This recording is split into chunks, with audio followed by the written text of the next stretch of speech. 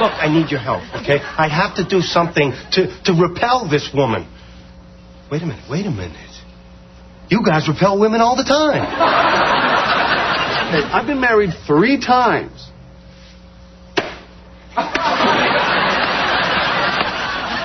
No. I've seen it happen. You get a rapport going with a woman, but somehow you manage to kill her. What's your secret?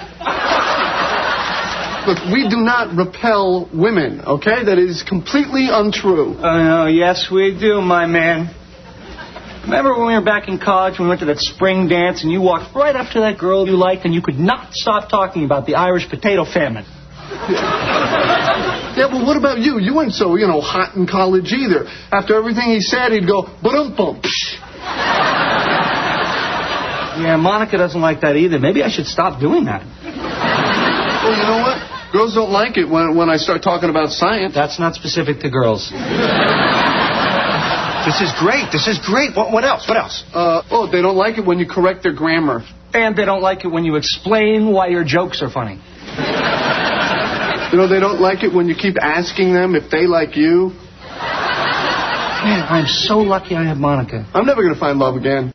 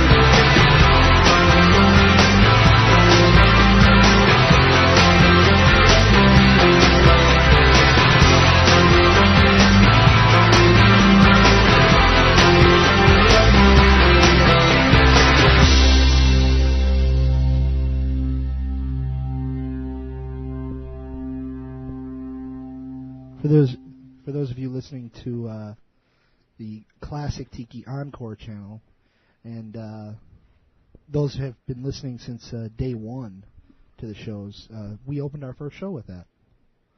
Our very first one. So a little waxing nostalgic. I'm seeing confused looks all around the room because none of us hear ourselves in our ears, do we? I hear everything just fine. Really? Yeah. I can hear, but it's not that loud. Something is unusual. Although, wait, it just turned up. There we go.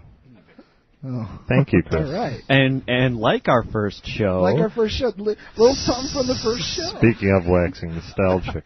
I still had all my sound settings for the Unreal tournament that I played.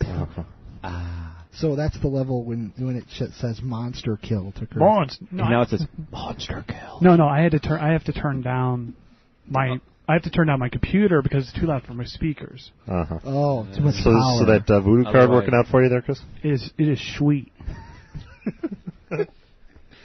Sweet way to cheat.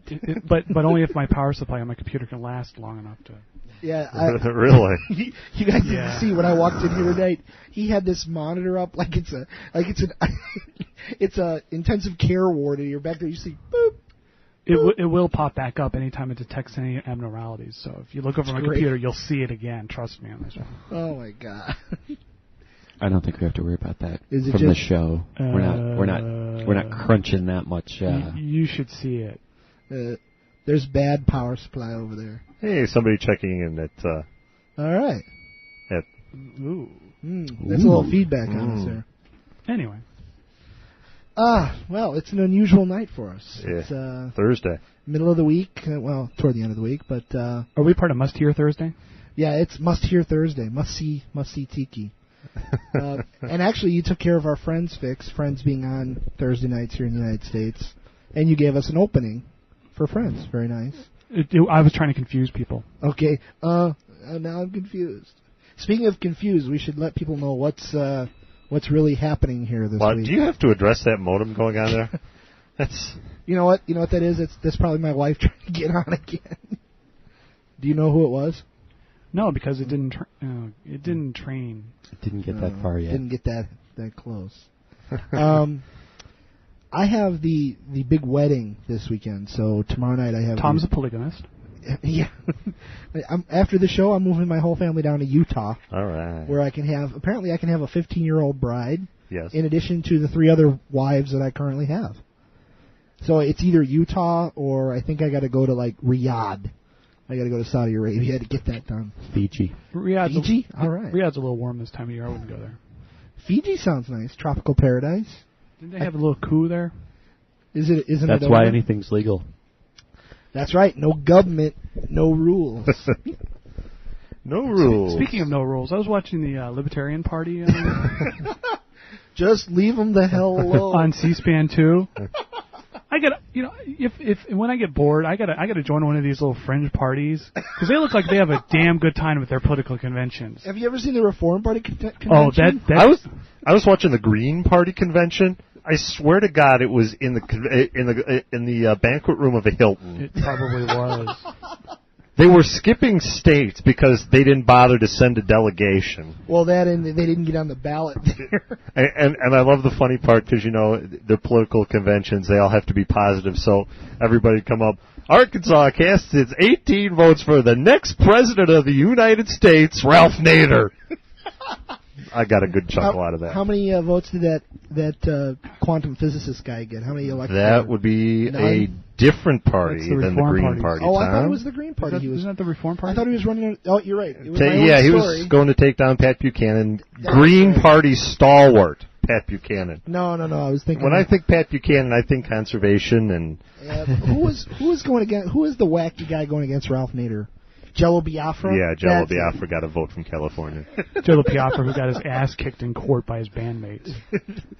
You owe us some money. Don't screw with the dead Kennedys.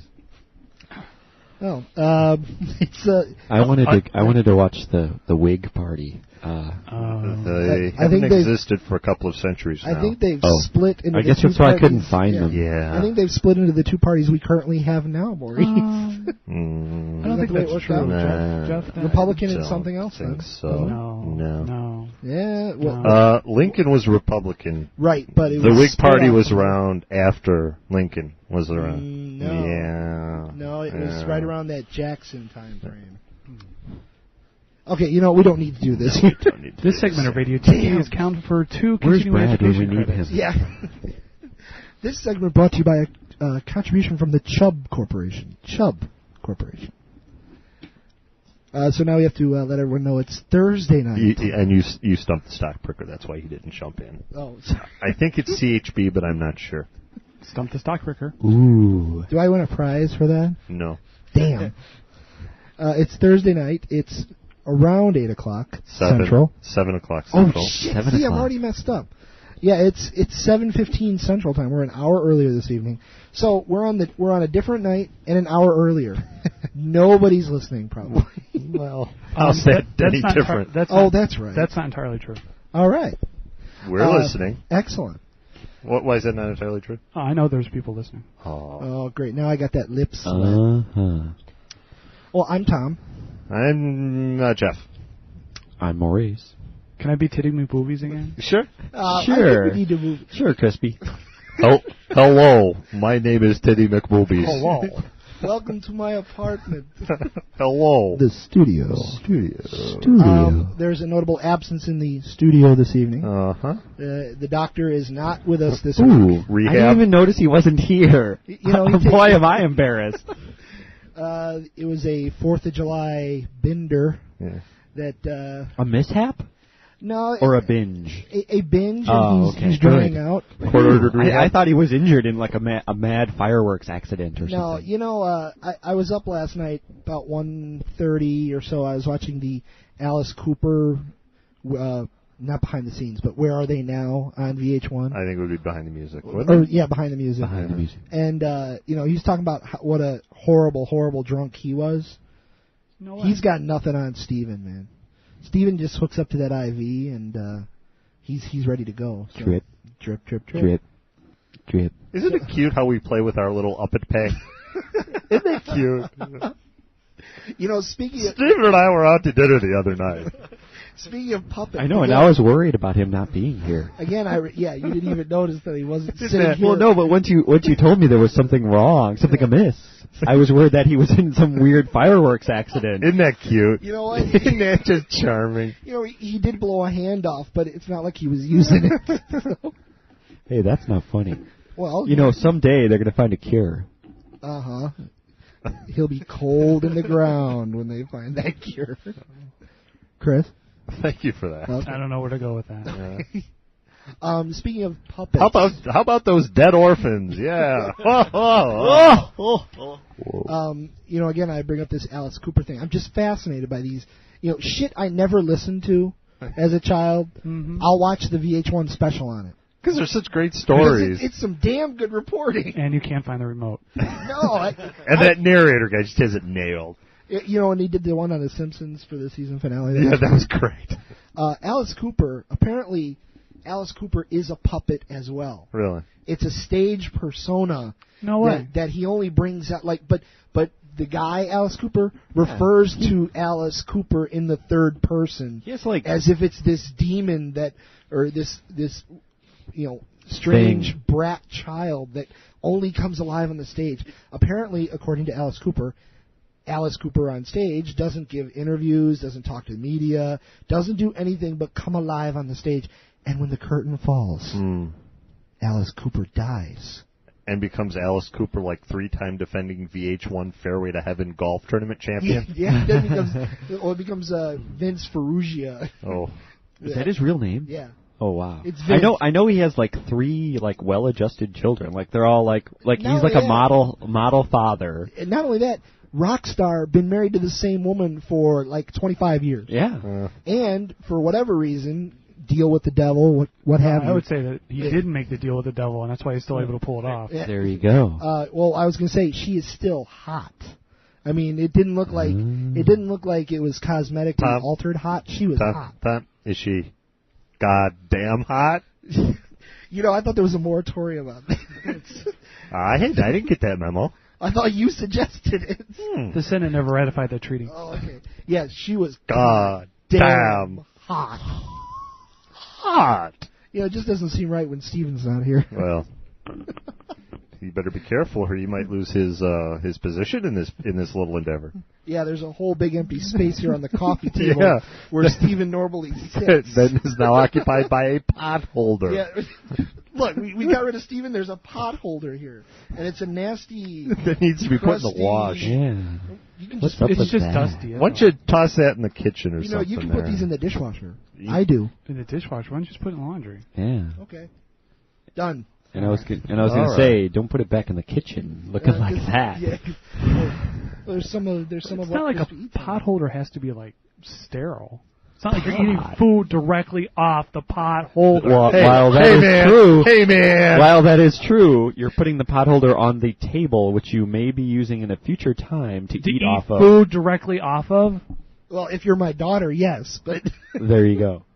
you know, See, I'm I'm not sure Chris is zoned for children here in the studio. No, I'm not. But you never just put your sandwich down on a table? No, I put it on a paper towel or something like that. Oh, What about you, Boris? You born in a barn? well, You no, know? but I mean, just like sometimes, in a quick, you're like, oh, damn, I forgot my milk or something, Let me You just put throw the sandwich down real Let me quick. throw my sandwich here on the floor. But I mean, on the table. If you don't have a crusty old pot holder at the table, you could put it on the table because your table's clean. Now, would you have chosen to put it on that crusty old pot holder, or would you have put it on the table? No, I would have put it on the clean table that didn't have a crusty pot holder on I it. think we're getting away from the central issue here that pot holder is pretty damn skanky right now. That's a skanky pot holder. Ooh. So I got a couple of observations from my week off. I've got some listener stuff. I've got the report from the bachelorette party. Your observation for the week off is that daytime TV sucks? It's the first thing on my list. And you know what? By the way, isn't that the conclusion everyone comes to when they stay home from work? But let me tell you guys are lightweights when it comes to daytime television. You don't rise before, and I'm being generous here when I say 10. Well, Okay. yeah, Okay. because we know better. Right. Yeah. I have to, today the wife went to work, so on my vacation I'm up at 6:15 because that's when Alex goes, time to play, let's play now. So flip on the TV, nothing is happening anywhere. MASH. Cable. FM. You have cable. I don't have a. You have cable. That's the ironic part. CNBC? That's the ironic part. CNBC. Yeah, the Morning Zoo on CNBC. I watched it for a little while, but you know what? I need some cartoons. I haven't been asleep at 10 a.m., I think, in a year and a half, Tom. So. Okay. Well, actually, that's a lie. After work coming home, I'm asleep at 10 a.m. But you're closest to being up when I'm up. I have no set schedule. Right. I live on a regular schedule on my days off. It wreaks havoc with me, but... Jeff doesn't get any normal REM sleep. No. He's slowly going insane. Slowly. He's gone. He's gone insane. The local news stations have these morning news programs that think they're morning zoo radio shows. And it's just a guy in a tie in front of a desk, but he's doing all the same shtick that would be done, In a certain internet radio broadcast? In a certain internet radio broadcast? No. He's taking wacky calls. We have a little thing called talent. Yeah, they're doing wacky calls. They're screwing around with the weather chick. It's just very. Well, that's a matter of court and law. Deposition. That's an allegedly screwing around with the weather chick. No, that would be allegedly screwing the weather chick. Oh. Screwing around is fine. It's sad. I can't get. And then at 9 a.m. the slew of talk show, trailer park on parade shows. Oh my God! Today it was like angry women who need to get it off their chest. They come on, yell, take their shirt off. I don't understand. That's how they get it off their chest. Apparently. Yeah. Huh. Nothing good happens on television during the day until 10 a.m. Okay. When at the very least you have Price is Right. You get Bob Barker. Dun, dun, dun. There's some sexual tension between him and the models and the contestants for that matter. The games, the set, the whole montage is something very much from the mid-'70s, and nobody cares. That big wheel you got to spin. It's been the same damn wheel for like 40 years or something. Oh boy. Nothing good happens until Bob Barker comes on, and then he's getting all old and crazy now. And plus he's been sued by one of the models on the show. Yeah. So things he used to do, because I used to watch Price is Right as a kid and in college. He doesn't touch the models anymore, does he? He doesn't touch them. No. There's like a wall of fire between him and the models. He doesn't go near them, and then he'll like banter with them a little bit, but then apologize for it. Of course, you know I'm joking. You know that kind of Oh. My lawyer informs me that I am just kidding. I'm just kidding, Janice. Yeah. Oh, she's still on there? Yeah, and Kathy and... My previous comments were for the sake of parody only. You know, and one of the models on there, if you look in the back of her head, there must be a knot of skin the size of a fist. Because you can actually see the facelift scars when they zoom in, like if she's modeling a watch or a piece of jewelry. You know, they'll zoom in a little too close to the face. Mm-hmm. Oh, my God. You can see the stitching almost. It's, little the old Joan Rivers there? You know, not as bad as Joan. If you catch her during Oscar time. Sorry. Yeah. Sorry. Okay. So do you, daytime, this is the pivotal question. Do you get into the whole baby story, dating story, wedding story on TLC? That whole late morning, early afternoon clatch? No, actually, I try to avoid I try to avoid the shows where it's people getting comfortable in chairs sipping coffee. Yeah, telling you about the love of their life. Yeah, any of those I try to get away from. I put on a Comedy Central, and I've determined that I cannot watch any more episodes of Saturday Night Live this week. It's like Saturday Night Live 4 times a day. You should have told me earlier, because I can just go through what my TiVo records for me during the day. Oh, that'd have been good. News Radio 10:30. Oh, see, I'm watching Price is Right, though. Oh. I'm all set with Price is Right. That's the sound it makes on the Price is Right, too. Yeah. Did we have a show problem just then, Chris? There was a noise, and you went to the computer. I stepped on something that shouldn't have been stepped on. Oh, okay. There was a flurry of activity here in the So the little lights are still going, right? No, it was a show cord he stepped on. Now, what I do pray for during the day is I wait. Death. No, sweet death. I wait for any Japanese anime to come on anywhere. Yeah. It was so bad that I turned on the international channel and I watched Dragon Ball Z in the original Japanese with no subtitles. And I'm just sitting there with my daughter, giving her a bottle. You know, it's you know, and it's Dragon Ball Z, so it's just it just seems off to me. Yeah. I have one other observation about daytime television. Okay, let me ask you this. Why would you advertise cable on cable? Sometimes they want you to upgrade your service. You know, you would think that. You would think that perhaps one of your basic channels, an MTV, a VH1 or whatever, would run advertisement for your special channels like Sci-Fi, Comedy Central, Disney, what have you. I'm watching Comedy Central, which is a pay channel for me. It's not really it's not in the basic package. Really? Wow. And you have primitive cable. But now wait a second. Here's the commercial they ran. Yeah. It was a commercial for ESPN, which, as far as I know, has been on basic cable since the dawn of time. Right. You don't have to do anything special to get ESPN. But you should watch it. That was ESPN putting an ad on a different station. Yeah, it was, to get people to go from that station to ESPN. The whole ad was built around call your cable provider. Sure. Right. If I'm watching Comedy Central... well, you see, I wrap my brain. Yeah, but actually, but if you have a satellite, sometimes you have a package where you pay per channel, and you may not have ESPN. But you only have Comedy Central. But then it gave the name and number to AT&T cable service. Oh, right. Or maybe you're supposed to call your cable provider because you don't know what channel it's on, or you lost the remote and you're stuck on Comedy Central, so you need a new remote to be able to watch ESPN. That's why I would need to call my provider. Yeah. Or it's a ratings thing. Hey, come watch ESPN. Yeah, it's filler, man. Again, I just...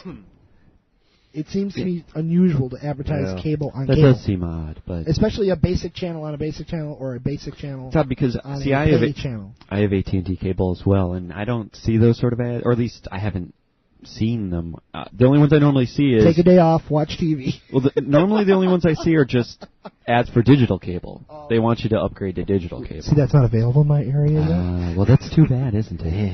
Yeah. No Tango de Fiber in Carroll Stream. Actually, I don't think we have fiber either. Some grape nuts or something. You don't even need fiber. Hmm? You just need regular cable will do what regular cable will do digital. Really? All right. Yeah. We have, in fact, our cable is strung on the telephone poles, same place as our power and phone. So I'm like, I have apparently out there in rural Western Illinois where I live, there's no digital cable available yet. Probably. Well, see, you'll Western Illinois. Jesus. You probably will get fiber though. At some point. Yeah. If there's nothing laid there for it. Metamucil. Which, by the way, how many friggin' laxatives are there in the world, and why do they all have to advertise during the day? Are people who stay home during the day? Old people. They need digestive people. help. You know what? It's not old people in the commercials, though. It's like these young, hip people because going, old people don't want to see old people with problems. I use a citrussil. The crap I read at work, I can explain that to you. Okay. There was a magazine called Advertising Age last week had a big cover story on how to sell to old people. And point number one, in big, bold letters, bullet-pointed, underlined, italicized everything. Location? Do not remind the old people that they are old. That was rule number one for selling stuff to old people. True. So if you have a product for old people, you put a bunch of young, attractive people in the commercial. Honey, apparently our grandkids need laxatives. Yes. And if our grandkids are using them, then they must be good enough for us. You know what? We've been taking the wrong laxative. We need a young, hip, today, now kind of laxative. We need a laxative where I can take it and I can go to an all-night rave. That's what I want. There's a marketing idea. Ecstasy laxative. Wow. No, ecstasy lax. Extalax. How about X-Lax? X-Lax! Oh, my God. We're on to something. Somebody write this down. And you know what? Golden. We'll make it easy to eat. We'll put it in chocolate. We'll put it in chocolate. Okay, let's do that. Let's do that. And we can carve the symbol on it. Yeah. I think that's been done. Yeah.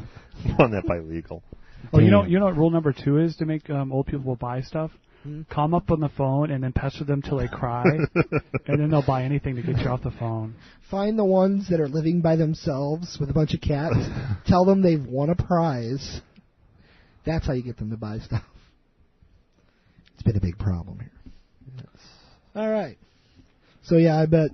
I said before the show, for those of you listening, this show, tonight's show, is like the highlight of my week so far. This is like the coolest thing I've done since the holiday, basically. Me too. Now, for the holiday, I went out of town, but that was nice. I can talk about that later if we want. We don't really have to. But, yeah, I looking forward to this all day yesterday. I'm like, I got to get to the show. So just to let you know, listeners, I'm really happy to be here and out of the house. And deliriously happy. Okay, driving in time? Yeah, go for it. You got something? It's just a question, observation. You know when you go and you buy a new car, one of the steps is you fill out the thing and you get your license plates. Yeah. Now, when you buy the Volkswagen Beetle, I wonder if if anybody has one of the new Beetles, maybe you can answer this. Do they pump vanity plates? Yes. No? No, just the Volkswagen people, because every goddamn new Volkswagen I see has a vanity plate, usually with the word bug in it, or Beetle. Something having to do with the color of the car. You know my rule about vanity license plates. What? You're not allowed to mention the kind of car you have on the vanity license plate. Yeah, they all do. It's just a waste of a good vanity plate. Or something to do with the fact that the person driving is cute. Or Lil. Yeah. Cutie pie. Yeah, because I saw literally 4 or 5 of the new Beetles on the way up. I say new, they've been out for 3-4 years, and they all had like vanity plates. I'm wondering if that's something like the Saturn cult. If the new Volkswagen cult is, hey, you got to get the vanity plate. I don't want to step on Maurice's toes. You know, he is the local high priest. It is cult, right? It is a cult. Well, I'm just the treasurer of the local chapter, so I haven't reached that level yet to really find out what exactly the master plan is. Saturn has a wonderful plan for your life. If you pay for the next level, you find out you go to Nauvoo, which is the special Saturn planet. Actually, isn't that the wine-making colony out in western Illinois? Actually, it was the first. And actually, it was the first Mormon. It was the first Mormon colony in the United States, and they got forcibly removed by the government of Illinois back in the mid-1800s. Shat upon. That's how they ended up out in Utah. Yeah. So. That's it. Because nobody would live in Utah on purpose. Have you been out there? That great Salt Lake. Do you need a 90-mile straight line? Perfectly straight. Well, there's an expressway out there. Find one. I can point you to. Have you seen check your alignment? Jeff, have you seen the old little old lady in the black Beetle driving around here in the western suburbs? No. I've seen her in Schaumburg. I've seen her down south by you. I've seen her out by my house. Wow. It's a black bug, and she's got ladybug stickers all over it. Oh my! And somebody has airbrushed ladybug on the side of it, and her license plate is Ladybug 1. That's a cry for down at school. There was an old, one of the original bugs, and it said Illibug. Illibug. And then somebody orange and blue it was orange, yeah. Ah, there you go. Illibug. It was one of the original bugs, and then they came up with Enabug. Enabug. Yeah. I'm trying to make it Bug. Computer reference thing. I figured somebody. I got it. Okay, thank you. I didn't get it. Way out there. I didn't get it. Sorry. My only driving in was just I came here tonight an hour earlier than normal, and it's a whole different world trying to get here, trying to get to the studio. Oh, shit, yeah. It's a whole different world. Yeah, the traffic was lighter. I didn't understand. Lighter? Oh, no. On an expressway. Oh, man. Traffic was lighter on the expressway. Oh, because everybody was on the surface street. Yeah, everybody's on vacation. So, yeah, I don't like driving at this time. I'm going to try to avoid that in the future. Yeah, it wasn't good. So we can't move the show back to 7 permanently? I know it's been good for you, but... no, just to... No. I have to get there earlier on Fridays. What, to work? Yeah. You been promoted or something? No. Just have to get there earlier on Friday than I do on Saturday. Oh, I see. So an 8 o'clock show works on Friday, but an 8 o'clock show doesn't work on Thursday. I see. Okay, moving on. You guys want to hear about the bachelorette party? You want to save it? We've been here for a while. Yeah, we want to do some music? We could do anything quick we can kill before that. A couple of things. Actually, I only have 2 minor listener things while Chris gets the music ready. Sean checking in. I wondered what that picture was. Sean sent the Great Radio Tiki Experiment a picture of himself. It's the Great Radio Tiki Experiment's first ever graphic. Yeah, it's our first listener photo. Photo of himself and Chris, you thought... no, it was not naked. He's not naked. Chris, you thought you had some disposable income.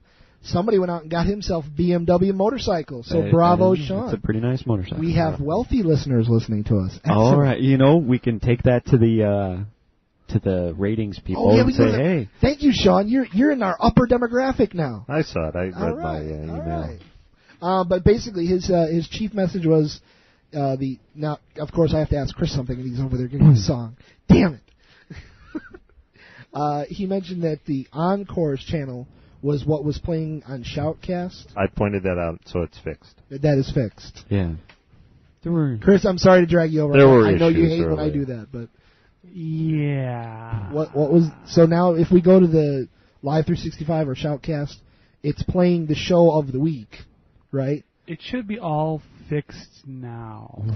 If they wanted to listen to the encore shows, the 58 hours, actually after tonight, 60 hours of Radio Tiki, where do they go? Where do people go for that? The website. There's links on the website. Okay, and not through Shoutcast. No. And not live through 6. Well, no. Yes, but no. Go through the website. Go to the website. Okay. And we can talk more about that after the music. Tom, where would that website be? You know, it's funny you mentioned that, Jeff. I was looking for it today. I couldn't find it. You know, and me being on vacation all week, I've completely thrown my brain out the window. Yeah. I also had to look it up at www.radiotiki.com. Ah. And you know what? If I tried to email Chris today, and you know I have to email him at crispy@radiotiki.com. Yeah. And you know if I need to send you anything, Jeff, it's toast right at radiotiki.com. I remember that. And of course we have Maurice. If I've got any Buffy news, I've got to send it to Maurice at radiotiki.com. And nobody wants to email me at Tomb, T-O-M-B, at radiotiki.com. Because it's kind of a downer of a name. Exactly. Yeah, but it works. It's worked for years. It does. It's better than my original email name from 5, 6, 7 years ago. Titty McBooby? No. You guys remember when I was Wraith? Everything was Wraith. Because it was one of those words that nobody had chosen yet. So I got one of those nicknames without a number after it. Uh-huh. So yes, you're listening. But that was back when nobody was on the internet, so you could have had, Titty McBoobies. Yeah. You could have had, you wouldn't have had to have Titty McBoobies 345. Which is what it's up to, I guess. Yeah, something like that. www.radiotiki.com.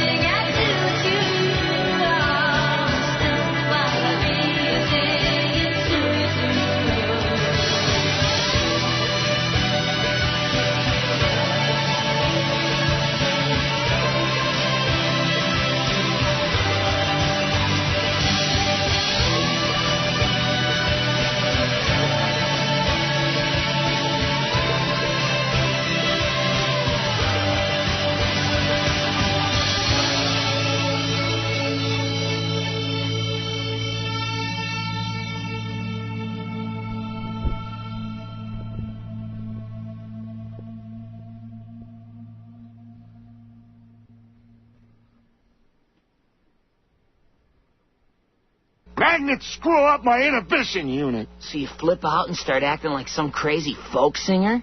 Yes. I guess a robot would have to be crazy to want to be a folk singer. A little bit. We're playing a little game tonight with the listeners called Pick the Theme of the Music. Pick the Theme of the Music. Okay. Moving on. Even though you blew it after the first song. I didn't know, but that was before I knew there was a theme. Anyway, you just played the drop from Futurama, Chris, and Billy West does some of the voices on there. I forgot to mention during my daytime rant that I found that Ren and Stimpy is back on the air. Yes. Which is nice, because at the very least, come 3 o'clock in the afternoon, I can, or 4 o'clock, I can turn on Ren and Stimpy and at least get decent cartoons. And then at 4:30, can somebody please explain to me Gundam Wing in like 3 sentences or less? No. Okay. It's impossible to do that? I've just never watched the show, actually. Because what is it? It's anime. It's it's like Robotech, but there's there's a huge story involved. There's a huge arc that I haven't had the time, patience, or inclination to get find a website or anything. Yeah, there's got to be a website. Yeah. I don't want to start going all around looking for that. I figured, especially since next week you'll be back at work. Yeah, and so then I'm going to get all hooked, and then I got to go out and buy a TiVo, and I don't need to do that. So speaking of TV shows and websites, yeah. Fuji TV has come up with their Iron Chef site now that they're knocking everybody else's out. Really? Shite is about the word that comes to mind. Is that the new Iron Chef Shite? Yeah, the Iron Chef Shite site at really? www.shite.com. They got nothing, or? Well, they have a few sections that are still cooking, get it? And the other sections are like a little couple pictures and then like half a page of text. English text? English text, yeah. Okay. It's of no actual value as a reference material or anything, like the old site was, the unofficial The one site. that the young lady did a very nice job on. This is nothing. Like listing results of matches and etc. And challengers, history you, of challengers and special ingredients. Yeah. Giving you the heads up on this month's special ingredients. Very nice. That's Iron Steph, for those of you looking for. I don't remember where she was. I think it was Iron Steph at GeoCities or something. But I think it was Excite. Was it? I don't know. I don't remember. She's gone. She's been kicked off. It's taken over by the Fuji monstrosity. It's the octopus battle tonight. Tomorrow night. Tomorrow night. Oh, good. I didn't miss it. It isn't Friday. Yeah. Wow. You know what? Actually, I'm glad you bring that up. That today is not Friday. It's Thursday. At least when we're doing this. Yes. We're doing the show a day and an hour early, to accommodate me for tomorrow night. Sorry that we had to do this, guys. Yeah. But you selfish bastard. I know. Yeah. Tomorrow night, and Chris, tell me if I'm speaking out of school here. Chris will be on with the show playing as if we were doing it live. Is that correct? That requires a time commitment on my part. Oh, you're not doing that?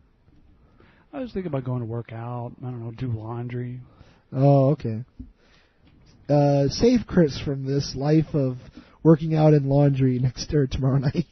So we got any ICQ tonight? Anybody check in? Yeah, Adam sent something. Wow. He's at work listening. That's one of the people who's listening. Adam's at work. That is so cool. Listening live. All right. Is it sounding Don't let the boss hear you. Oh, let the boss hear you. The boss should lighten up. That's what I say. Well, of course, I've got that luxury being on vacation this week. So give us a heads up. Give us a time when your boss is walking by, Adam, and we'll say hi. Yeah. Give him a cheerio. Hey. All right. What do I got? Oh, so I did go out of town this weekend. Did you want to hear about that at all? Would it be interesting for our listeners? A lot of his insular stuff about how the town is changing, and since you're going there tomorrow, Chris, or Saturday, I figure I can skip it. But I will tell you that this was our first trip into a hotel room with the baby. You get the one king size bed, and so we set up the playpen in the little closet nook. Because the baby goes to sleep at 8 o'clock. Mom and Dad don't want to go to sleep at 8 o'clock. So, got to put her off in the closet there. Whoa. It No, it wasn't bad. It was not a closed. Yeah, it was a. Yeah. It's a Holiday Inn, you know. So you have the coat rack or the hanger. And deal there. It seems that they know what they're doing because it's just wide enough and deep enough to accommodate a playpen. So they might have had that in mind. Because you know those playpens, they're standard sizes. Yeah, you know, square, certain size. Right. So there you go. And then also found out the daughter loves the pool. Can't get enough water. We got the little swimming diaper. Get the floaties? No floaties. She just went with because we were holding her. We were under the impression that there was a kiddie pool, but there wasn't. There was a jacuzzi, but no kiddie pool. Same thing. Yeah. Go and get in the lobster hot water. Yeah, and it's still deeper than she is tall. So, plus the chemical broth they've got brewing in the jacuzzi. I think first of all, it changed any color swimsuit 3 different shades while you're in it, so you don't want to put the daughter in there. But no, we didn't. Actually, I didn't even stay with her on the stairs. I kind of just held her and walked around the pool, and she's big on the kicking and the splashing and the trying to drink every drop of water in the pool. Of course, yeah, got to drink that. Chlorine. So, also this weekend was the big bachelorette party. The big bachelorette party was at my house.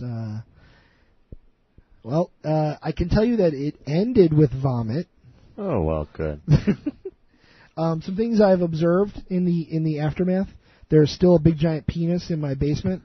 I don't know when that's going away. I hope that it goes away soon.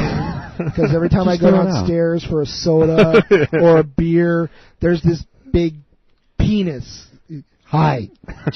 Just throw it out because it's not like she's going to want it after she's married. Or no, apparently it's getting tossed to the next sister. Oh. So, As well. Is she getting married soon? No, but, they're assuming that she will. So they won't, they're going to save it. Yeah, instead of just buying a new one. And I'm hoping that they're so expensive. So that was a $30 penis. So something about that. $30? Holy shit! So something about that penis. Part of the evening as well. You were gone. We found ourselves at your house. Yeah. And I had occasion to use your upstairs bathroom. Yeah. As you will know. When you defiled my bathroom. You walked in like. By the way, half an hour later. Half an hour later, you go upstairs and oh Jesus! By the way, only then did you recover your story because it sounded like I was talking about the big giant penis, and then it sounded like you went upstairs with the penis. No. Where I was going with that is the box was in the upstairs bathroom. You mean the Captain Pecker party wrecker box? And the part I didn't understand was the little corner had the as seen on TV thing.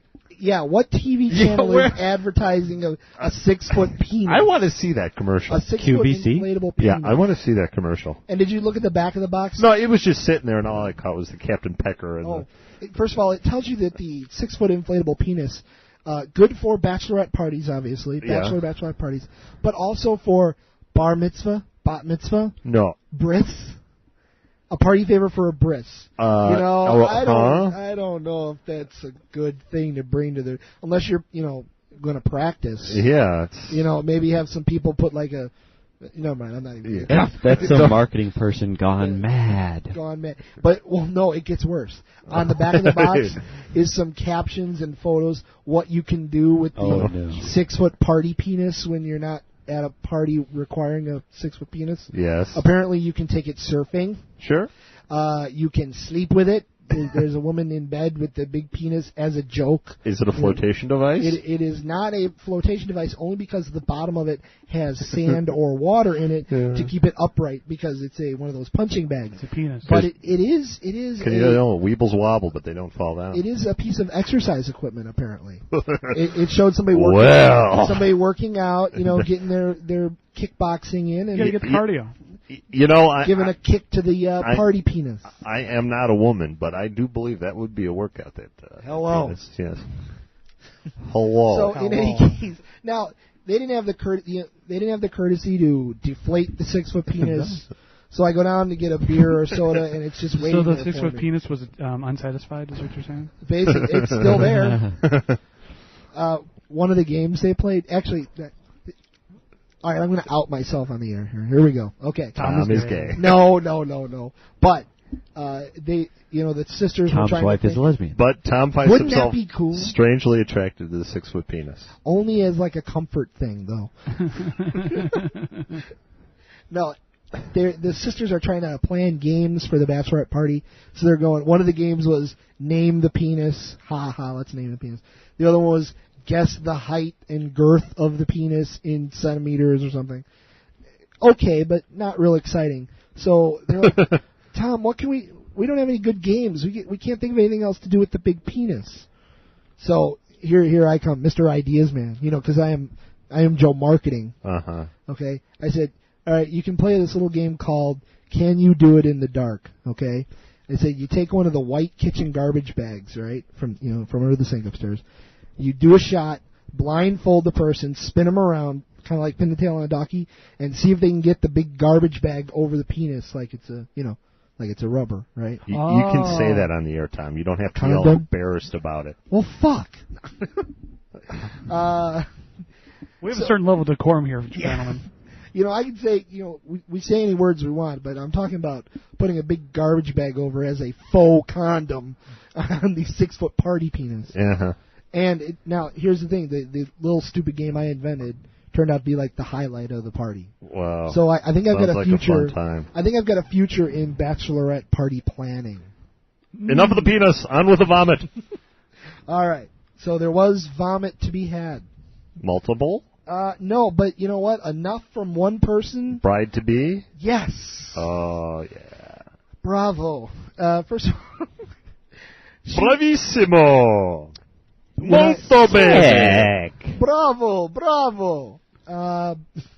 When I returned to the house, the way they arranged it, now you guys all know this, but the listeners don't. The way this was all arranged is I was the chauffeur for the night. I went out for dinner with you guys, actually. Yes. And then I returned to the house to pick them up and take them to the bar they were going to, because the idea was they were going to be pretty drunk. And when I got to the house, they were. So much so that my wife greeted me at the front door. Tom, you have to pour tequila shots for us because we can't do that anymore. What, you can't do any more shots? No, we can't pour. So I had to go downstairs, and I go down to my bar. My bar in the basement it's a slick. It's like an oil slick of citrus juice. Somebody attempted to make a margarita, so there was like sweet and sour mix, because I didn't have any margarita mix. So it was sweet and sour and triple sec and tequila mixed in one glass. A frightening mixture of... I don't know why it didn't come through the bottom of the glass. Thank you. For you fans of the show, don't worry. Yeah. They didn't use the good tequila. Tom hid the bottle. Yeah. Oh, which apparently means wrapping it in a towel. Yeah, boy. But wait. The good tequila was asked for. My wife goes, where's the good tequila? You know what? I'm not telling you where that's at. Yeah, because you could really appreciate it now. or survive it. I've got a whole bottle of Cuervo Gold. Oh, it's gold? That means it's good. Yes. Yeah, honey, that's what it means. means. Go drink that. That's what they want you to think. Yeah. I have some of this Corona Extra, too. It's also gold. No, never mind. So I Corona Extra just means they use the good water. Sure. Don't drink Corona in Mexico. That's my hint. Oh, no. Oh, dear God, no. Huh? So I pour them the tequila shots, and they all do them, and then get in the truck, and I take them to the bar. So right away, there's some things we should be aware of, that they're not big drinkers, these girls, and at 8 o'clock at night, they're too drunk to pour tequila for themselves, and then I took them to a bar. Flash forward to 1:30 or 1 o'clock when I picked them up. The bride-to-be, and side note about her, is got a weakness for car sickness. Uh-huh. So being drunk and car sick... She walked home. There was a stop at a mobile station which did not end in vomit, but ended in somebody needed some water really badly. I need a glass of water right now. So I had to get some water. Get back to my house. She comes out of the truck, gets in the middle of the street, because I couldn't park in the driveway, gets in the middle of the street on hands and knees and is crawling in the street. And she's slowly making her way toward the back of my truck. She slowly comes around the back side of the truck, puts one hand on the bumper like she's going to get herself upright, and then I saw more vomit pour out of her than I've ever seen pour out of any of you, anybody that's ever thrown up drunk. I'm a pretty big guy. You're a big, the sick. Maurice is throwing up on my shoes, and it was nowhere near. Yeah, there was a garbage can there. You just missed. When I vomit, I go, full out. Yeah. Peanut shell. To say this is more than... don't say peanut shells, please. And those were peanuts. Yeah, with the shells still on them. Yeah. Imagine having to vomit and then spit peanuts out for 5 minutes. That's a fun ride. And, they get lodged up in there into your teeth. And, in a bar. In Zimbabwe. You threw up in the... Go! You threw up in the fireplace there, didn't you? No, see, I was in the bathroom. I didn't throw up in the fireplace. Who was it that threw up in the fireplace? Not me. I have no idea what you're talking about. Oh. So, never mind. It was a different party then. Different bar. Different life there's the fireplace. It's yours. One thing I can observe from the vomit, if you have Doritos as any part of your meal, it turns everything in your stomach the color of Doritos. Hamburger, potato that chips. Just makes it look even worse. It was all this. It was like a bright orange, and it was bright orange at 1:30 in the morning. So that was some bright orange stuff. Hey, you want another vomit observation from my roommate freshman year in college? Sure. The candy dots. Those that's apparently those digest like in the last inch of your colon or something. They come out as they go in. They come out as they go in. Yeah. Last thing I will say on this, because we're getting too vomit heavy tonight. No such thing. At that Monster vomit. At that point, everybody at the party was... Vomit McBooby? No. Hello. Everybody at the party was going to become instantly helpful. Even though they're in several states of inebriation, and I'm the only one there who can even function. They're like, let's get her inside. And when you throw up, you're 100% better. She was ready to go again. And you want to go drink again? She was ready to go again. They wanted to bring out buckets of water because Tom, she threw up in your street in front of your house. Oh my God, are you going to get in trouble? Yeah. No, it's puke. They're going to haul. The birds will eat it. Haul me away to the gulag. Put me away for 50 years. I don't think I'm going to get a ticket for vomit. I think there's not a statute on vomit. They're going to test the DNA, trace it back. I did say the bucket of water would not be necessary because the possums and raccoons would have it up by morning.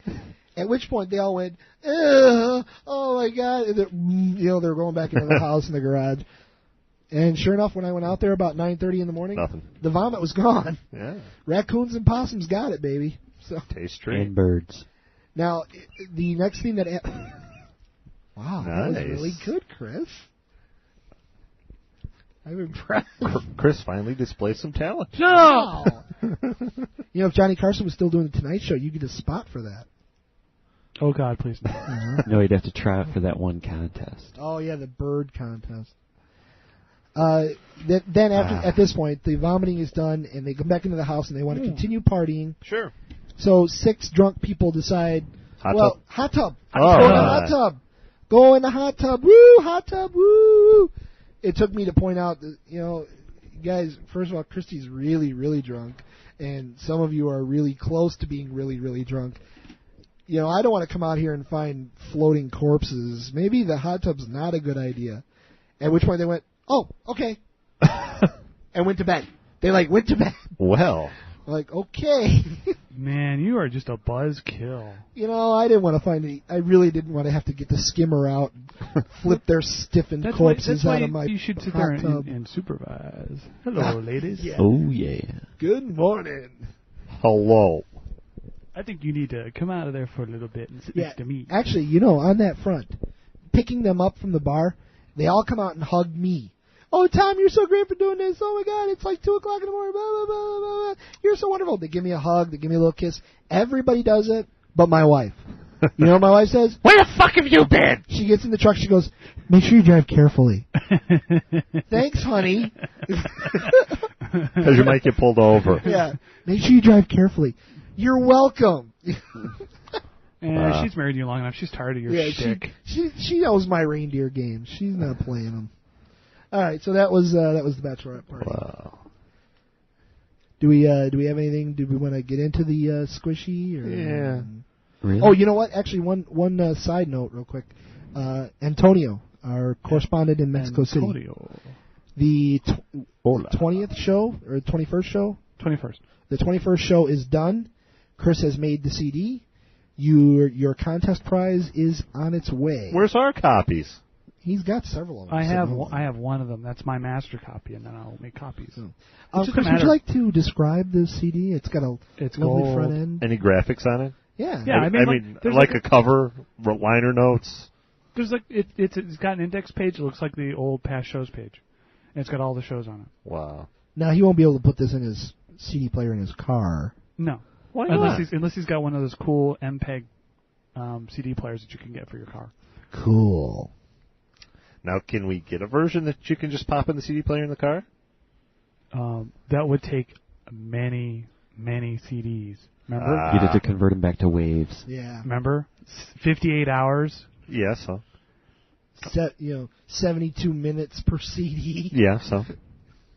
All right then.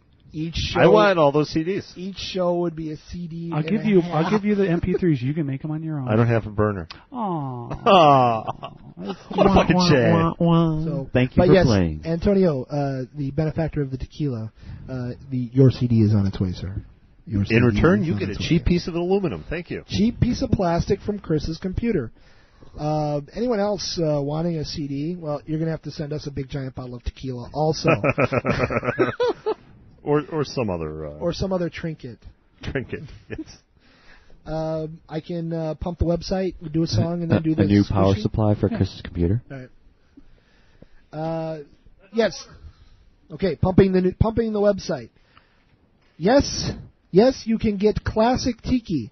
58, and after tonight, 60 hours of Radio Tiki Experiment. Wow. I can't believe we produced them. Radio Tiki the great Experiment. Radio Tiki Experiment. Audio shows from February 2000. Don't listen to those. Till July 2000. Listen to those. So it's our first 5 months, basically, right? Yeah. Do we get a special on NBC now? I think so. Cool. How many shows we got? 22 now? I would have thought we had to start on Fox first. Well, we're saying Teddy McBooby enough. We should get a contract. There you go. We should get a contract. Teddy McBooby. Rupert Murdoch's got his own version of the echelon system where he just looks for people saying titty and booby, and they gives him a television contract for Fox. Now, could you actually say Titty McBooby on the air, on TV? I think you could say McBooby. I don't think you could say titty. At least on the American version of Fox, Yeah. We're a little repressed here. Yeah. We're so In Puritan. England, we could say Titty McBooby. We're so Puritan. You can show Titty McBoobies in England. Yeah. Hey, I told you you could have about a big sign with an arrow, and it says Titty McBooby, and it points to of course, the boobies. But then the wacky old man from Benny Hill is leering at it with his eyebrows going up and down. But it ends up being two bald guys. Yeah, see, that's it. You pan out, and it ends up being two bald guys sitting together on a bench. And now for something completely different. What else about the website should people be aware of? We're in a little bit of a summer lull. We had a lot of students listening to us during our first couple of months, but now those students are at home, not listening to us on their free university accounts. Shame on you. So this is your time now to get in on the website. You can post articles, post stories, give comments to what you hear on the show. Jeff's movie reviews are up there. Not this week's. Not this week's, not yet. They haven't even been written yet. Also, your 90s show? It's coming. It's a work in progress? I have had no free time the last 2 weeks. I understand. I hear you. Dan has been putting together his 80s show. That will be up there. I don't know if we're going to have any kind of commentary on the Buffy reports. I don't know if you want to start typing those and putting them on the site. But these are all... See, the site is so flexible. These are all things that can be done. But the important thing is the listeners have a place, a forum to interact with each other and us. Not just us, because, hey, our egos are big enough. You can talk to each other as well. Okay? But please use the website. Talk amongst yourselves. You can find that website at, Chris, are you ready? www.radiotiki.com. You find us on the web. Thanks a lot.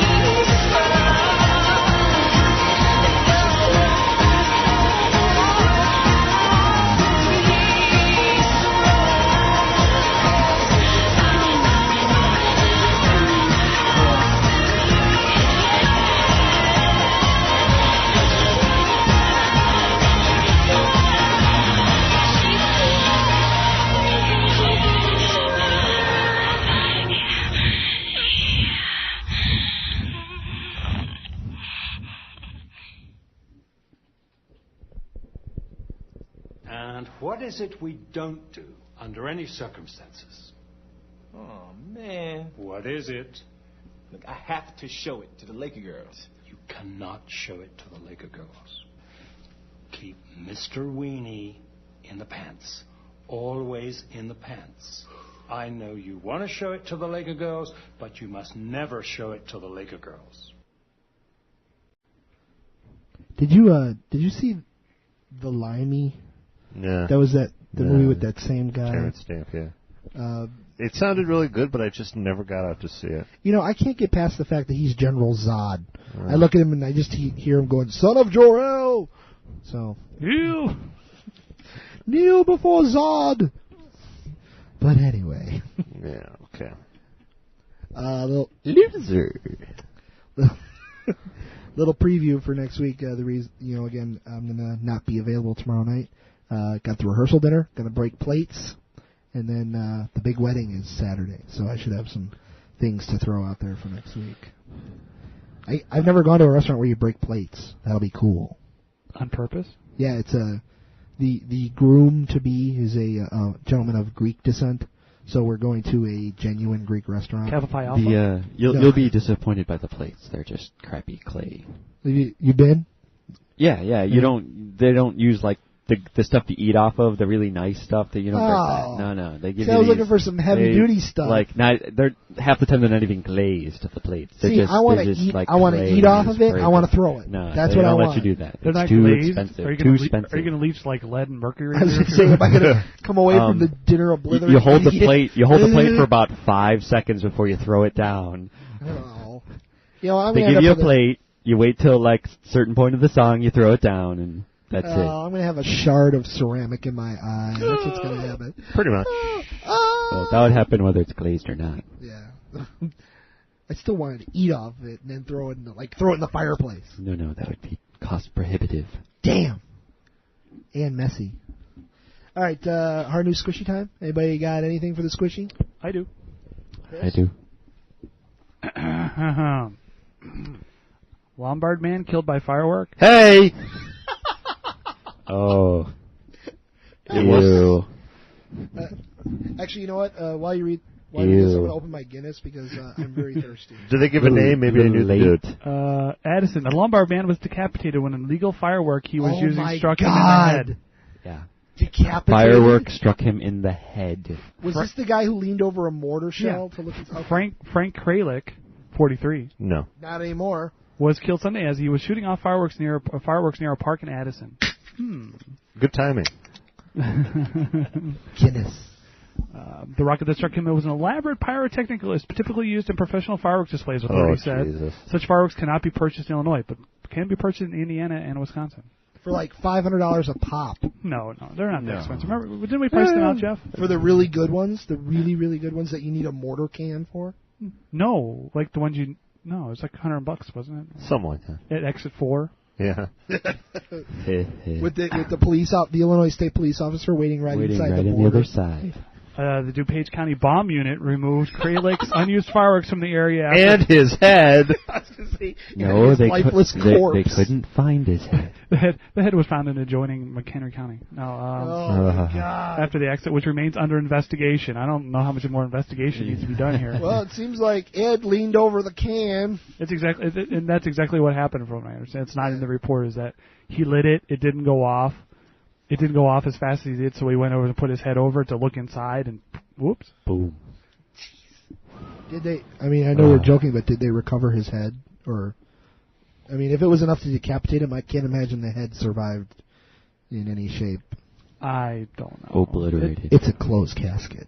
Yeah. Probably. Oh, yeah. And from your occult standpoint, he doesn't get much rest in the afterlife for losing his head. No. So, you got that going against you, too. Alrighty. Howie. Yeah. Icky. I thought that was New Jersey that happened. No. Lombard. Oh, right? No. Local boy does well. Local boy does good. Oh, no. Well, it's one less vote I'll have next time around. Damn. Or one less vote against you. Well, good point. But somebody who does that, you sure you want them voting? I think that's my bread and butter constituency right there. I think that's the heart of Jeff's populace. Who's this Jeff guy? The people who voted. Hell, I'll vote for him. No, it wasn't Jeff. People who voted for me because I was last on the ballot. They went, oh, he's the last guy. I'm going to click him, Yeah, too. first, last, couple in the middle. Yeah. First, last. Why not? Who's next in the squishy? Coming soon to a dorm near you, Video Network. There's a scene in the 1985 movie Real Genius starring Val Kilmer in which a class of students use tape recorders to record their university lecture rather than attend class. Uh-huh. Eventually, the professor, too, opts to vacate the empty classroom, leaving just a tape recording of his lecture to play to the rows of cassette recorders. Now, students of Northwestern University Evanston will be able to stay inside their dorms and watch lectures, or just record them if they wish. The university is installing a digital video network to all of its dorms at a cost of $2 million. Wow. Northwestern's Internet 2 capabilities will allow their digital video network to convey crisp images into a computer through extremely high-speed connections. All right, when's the porn start? That's all I want to know. Exactly. Start. Boy, you're... Other schools, or other school they list as having similar things, is the University of Pennsylvania will have Internet 2 connections going to the dorm rooms. UP? So, no, I already UPenn. UPenn? No. Yeah, they don't like to say UP. I like to say UP. They prefer UPenn. Uh-huh. Because they used to say UP. Uh-huh. Plastic surgeon wants to make you look like a star. Oh, speaking of UP, where my grandparents live, it's in California, Pennsylvania. They pee there, too. No, but it's funny. There's a California University of Pennsylvania, so the initials are CUP. CUP.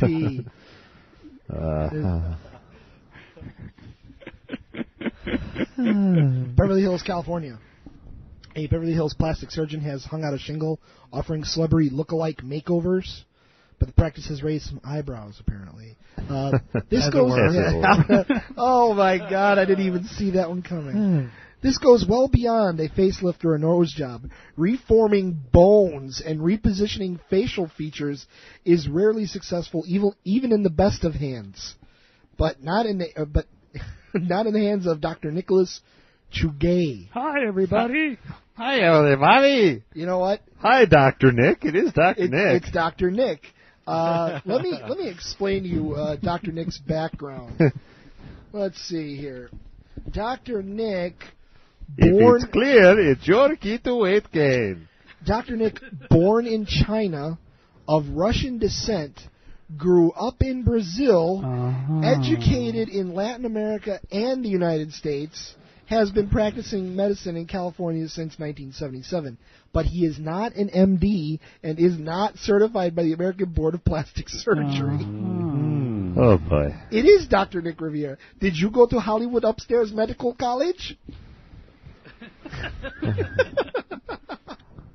This man is demanding a quack.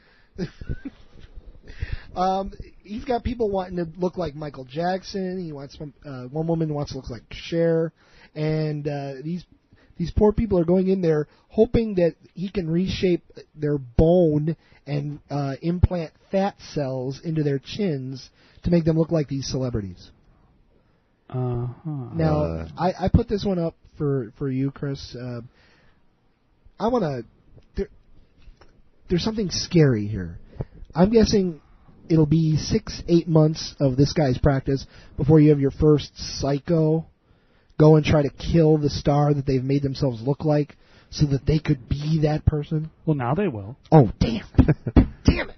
Good job, Tom. All right, now I've just inspired a killer. Yeah. Oh, the powers of suggestion. Damn it. All right, next. Next on Radio Tiki, the Who's Your Secret Admirer? Never mind. Next up on Radio Tiki, how to build an atomic bomb. Yeah.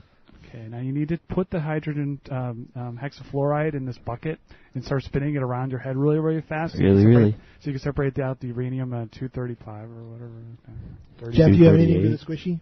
Leaders safe from exit 180 feet. What? From Brasilia. Brazil. Security guards watching over Brazil's president have concluded that the leader of Latin America's largest nation will never have egg on his face, but only if he stands 180 feet away from angry demonstrators.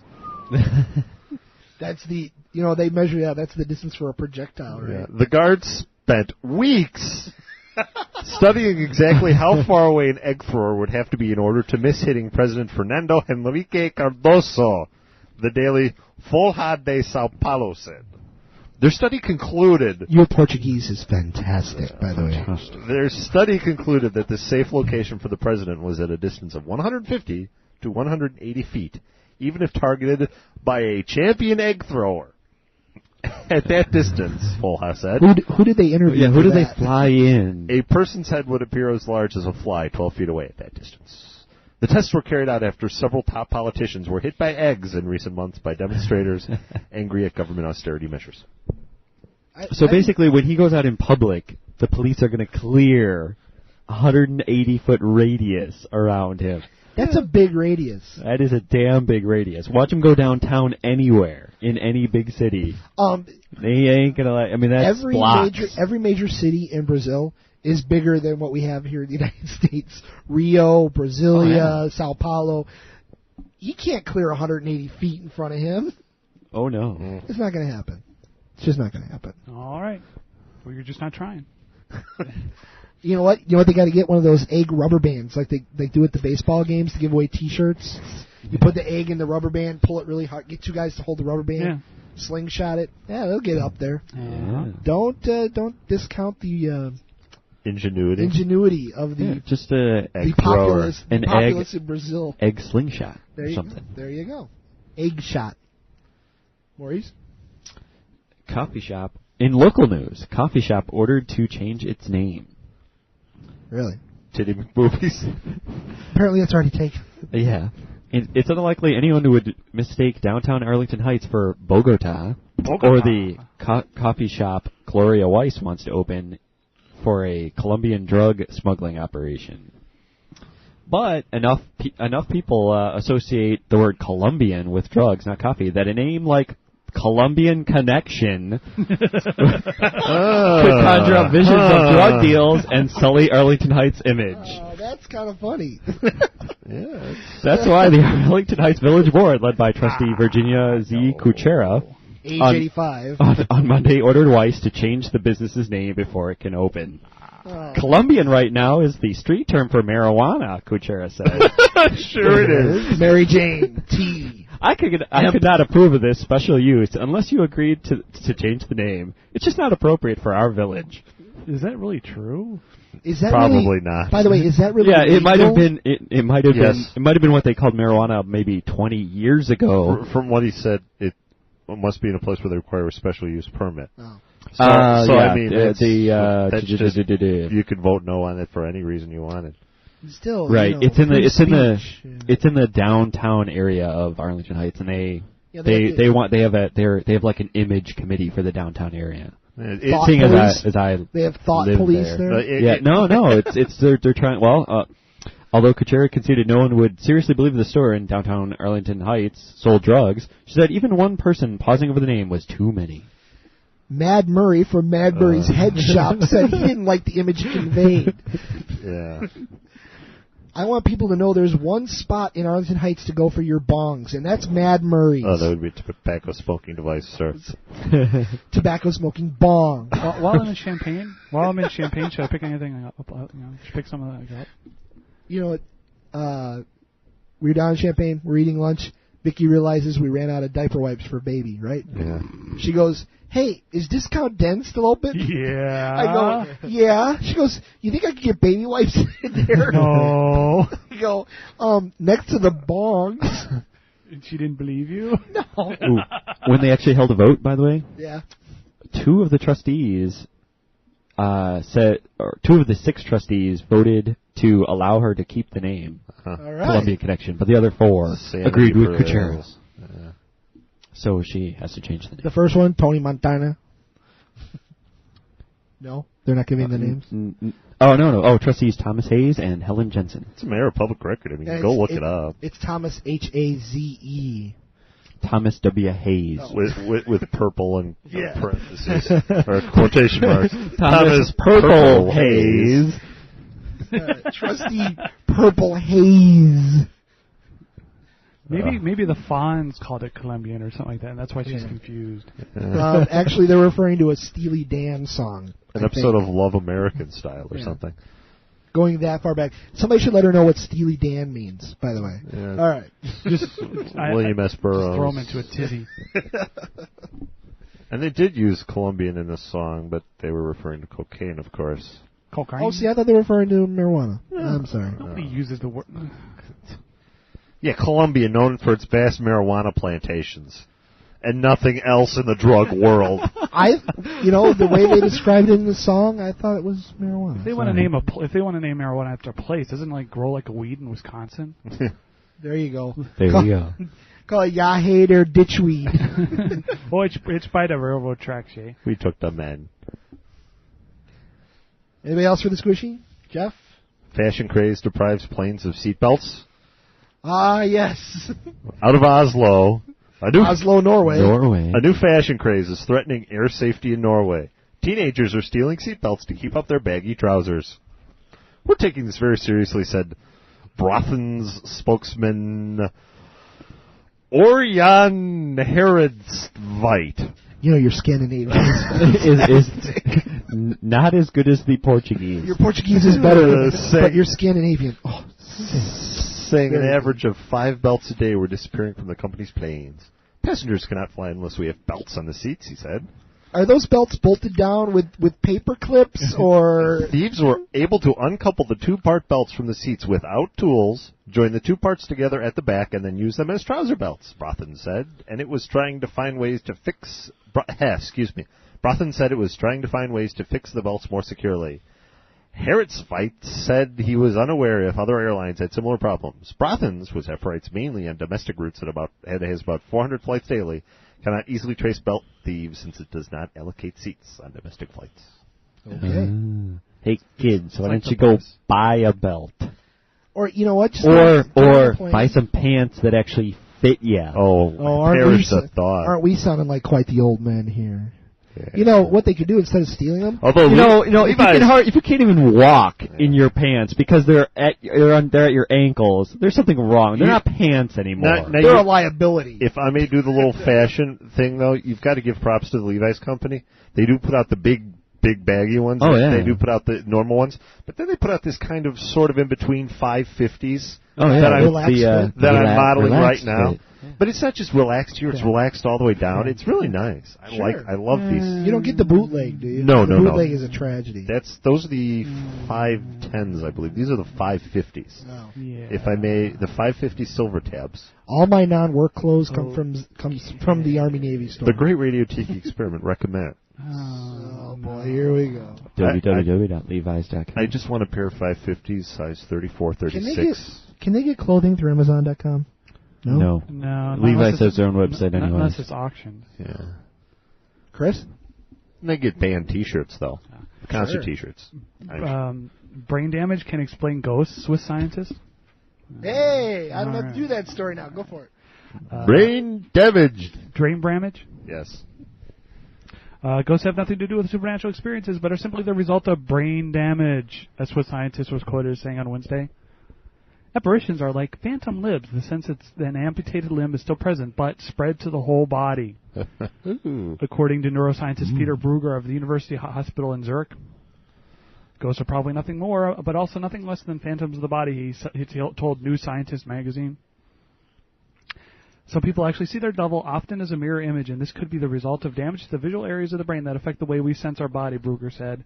Out-of-body experiences where people see their body from the outside may be caused by temporary overactivity or certain brain regions, he said. Brugger said these experiences are generated when the parietal lobes, the regions responsible for the distinction between the body and surrounding space, are damaged. Okay. They say the human only uses a small part of their brain power. I have some issues and that includes article, most people in the world, by the way. I brought that same article, Chris. Yeah. Just, there's a couple of things. One, no, you know what? I'm not getting into this. I'm not going to do this. I'm not going to do it. There's some things. Yeah. Like many people seeing the same apparition. They're all brain damaged. Okay. The powers of suggestion. No, there's independent occurrences. Mass delusion. Yeah. Oh, yeah, mass delusion. Fluoride in the drinking water. Occurring over 75, 80-year period. Okay, that's one. Number two, the thing about an out-of-body experience, that, from a paranormal investigation perspective, that has nothing to do with ghosts. It's a totally different phenomenon induced by meditation. That's not what this is saying. He's saying that it could be caused by the same brain activity or similar damage. Actually, that was my other point with the article. He doesn't say that OBEs are caused by damage. It's a overactivity in that area of the brain. Well, sometimes damage causes overactivity. Right. That's why you have seizures. Your brain reroutes when it gets damaged. Right. For the most part, when people have OBEs that they try to induce themselves, they do it on purpose. They're trying to do it through meditation or whatever. Anyway, which in theory is stimulating various parts of the brain. But I digress. I'll move on. Thank you. Okay. Just actually, putting it out there. Some meditation tries to shut off parts of the brain. Shut off certain parts. When you have your article, which would cause the same effect as brain damage. Right. When you have your article in New Scientist magazine, you can get back to us on that. Yeah. Well, they won't publish any of my stuff, man. Because all my facts came to me in a dream, man. That mad scientist Tom sent in another Oh, article. look. Should we publish it? No, we're out of toilet paper. Print it up. Unless those dreams include a snake swallowing its tail, and that tells you how hexene is formed, but we don't want to hear about it. Whoa, that's an Ouroboros, isn't it? Yes, it is. Thank you. Damn. I've abandoned several of the stories. Wait, I forget who it was. Who promised a champagne story? I have. I was going to save it till the end. Oh, okay, good. I just didn't want to go on. Let's forget that. Israel's Mossad boycotting the nation. Yeah. Yeah. What? Basically, Israel is allowing one of their spies to be tried in another country. So the rest of the agency said, you know what? We're not going to work for you anymore. We're boycotting. So the Mossad is on strike. Those of you looking to do some work in the Middle East. A little freelance available. World's largest cocoa producer, Ivory Coast, is... I like their soap. Sure. Resting peacefully tonight after the Army has agreed to pay the members who participated in a coup earlier this year. Oh. They had a coup. Pay them in cocoa? They had a coup about a coup. See, they had a coup d'etat Christmas Eve of 1999. They ousted the government at the time. The new government said, okay, we're going to pay you $8,700 apiece for participating in the rebellion. As of this week, the soldiers still had not been paid, so they said, hey, you know what? We put you in power. We're going to take you back out. So keep your eye on the Ivory Coast. Now, from Champaign. I was in Champaign this weekend. That's a thick mother, too. Well, what it is, it's several things linked together. I'm not going to read them all, but I think Chris might want to put a link on the website for this. I was listening to the radio in town. Champaign, for those of you that don't know, is the small Illinois town, central Illinois town that we all went to school in. Actually, it's the third largest town in Illinois, isn't it? I know, but when school's in session. Yeah, it's when school's in session. They're running a little commercial down there called, or advertising a website called timspaperclip.com. This is about, it's election time down in Champaign. The local elections, as you may or may not remember, get kind of heated, get kind of nasty, because basically they don't have a lot of other politics to talk about. Yeah. So this is about an open seat for the Illinois State Assembly between a Republican and a Democrat. Peter Roskam and... No. I'm sorry. Kelleher and Peter Roskam is Tim the Johnson. Representative up here. Never mind. Tim Johnson. Woo! Tim Johnson is the Republican, and Kelleher is the Democrat. Yes. Well, apparently somebody has discovered that Tim Johnson, when he was a state representative a number of years ago, voted in the General Assembly by shoving a paperclip into the yes button. Yeah. And all his votes registered as yes. There are several stories on the www.timspaperclip.com. And just taken off for the day or something? Hmm? Just shove the paperclip in and take off? Apparently. Oh, boy. Several hours at a time. Oh, jeez. At least one vote in the Illinois House, a paperclip was stuck in the electronic voting button of Representative Timothy Johnson, R. Urbana, causing him to be recorded as voting on a bill when he was at home. A photographer for the Associated Press News Gazette spotted the paperclip lodged in Johnson's yes button and took a picture of it. Johnson has denied that the paperclip exists. Appeared on the House floor several hours later, saying, "I've been here the whole time voting on everything. I've been on the floor 100% of the time." Hey, man, I really wanted that euthanasia bill to pass. Check my voting record. He broke party lines, being the only Republican to vote yes on that measure. I was going to say, voting records were checked, and he voted yes on several straight Democratic measures. Oops. Whoopsie. That's good. Johnson denies paperclip accusations, defending his attendance record, strenuously denying accusations that he frequently is absent from the House floor. You know, that's the kind of shit you can check. Yeah, because you might not want to lie about that, Timmy. He called the story factually wrong and misleading. There isn't a single Republican who could tell you anything but that I have one of the best attendance records in the House, because he also had the here button. And except for the fact that Apparently he was voting Democrat half the time. State Representative Helen Satterthwaite, D. Urbana, was quoted by the AP News Gazette. Yeah, we really appreciate his support on all those measures we got passed. Saying he was absent from the House a fair amount of the time, yet his votes are all recorded. Oops. Oh, boy.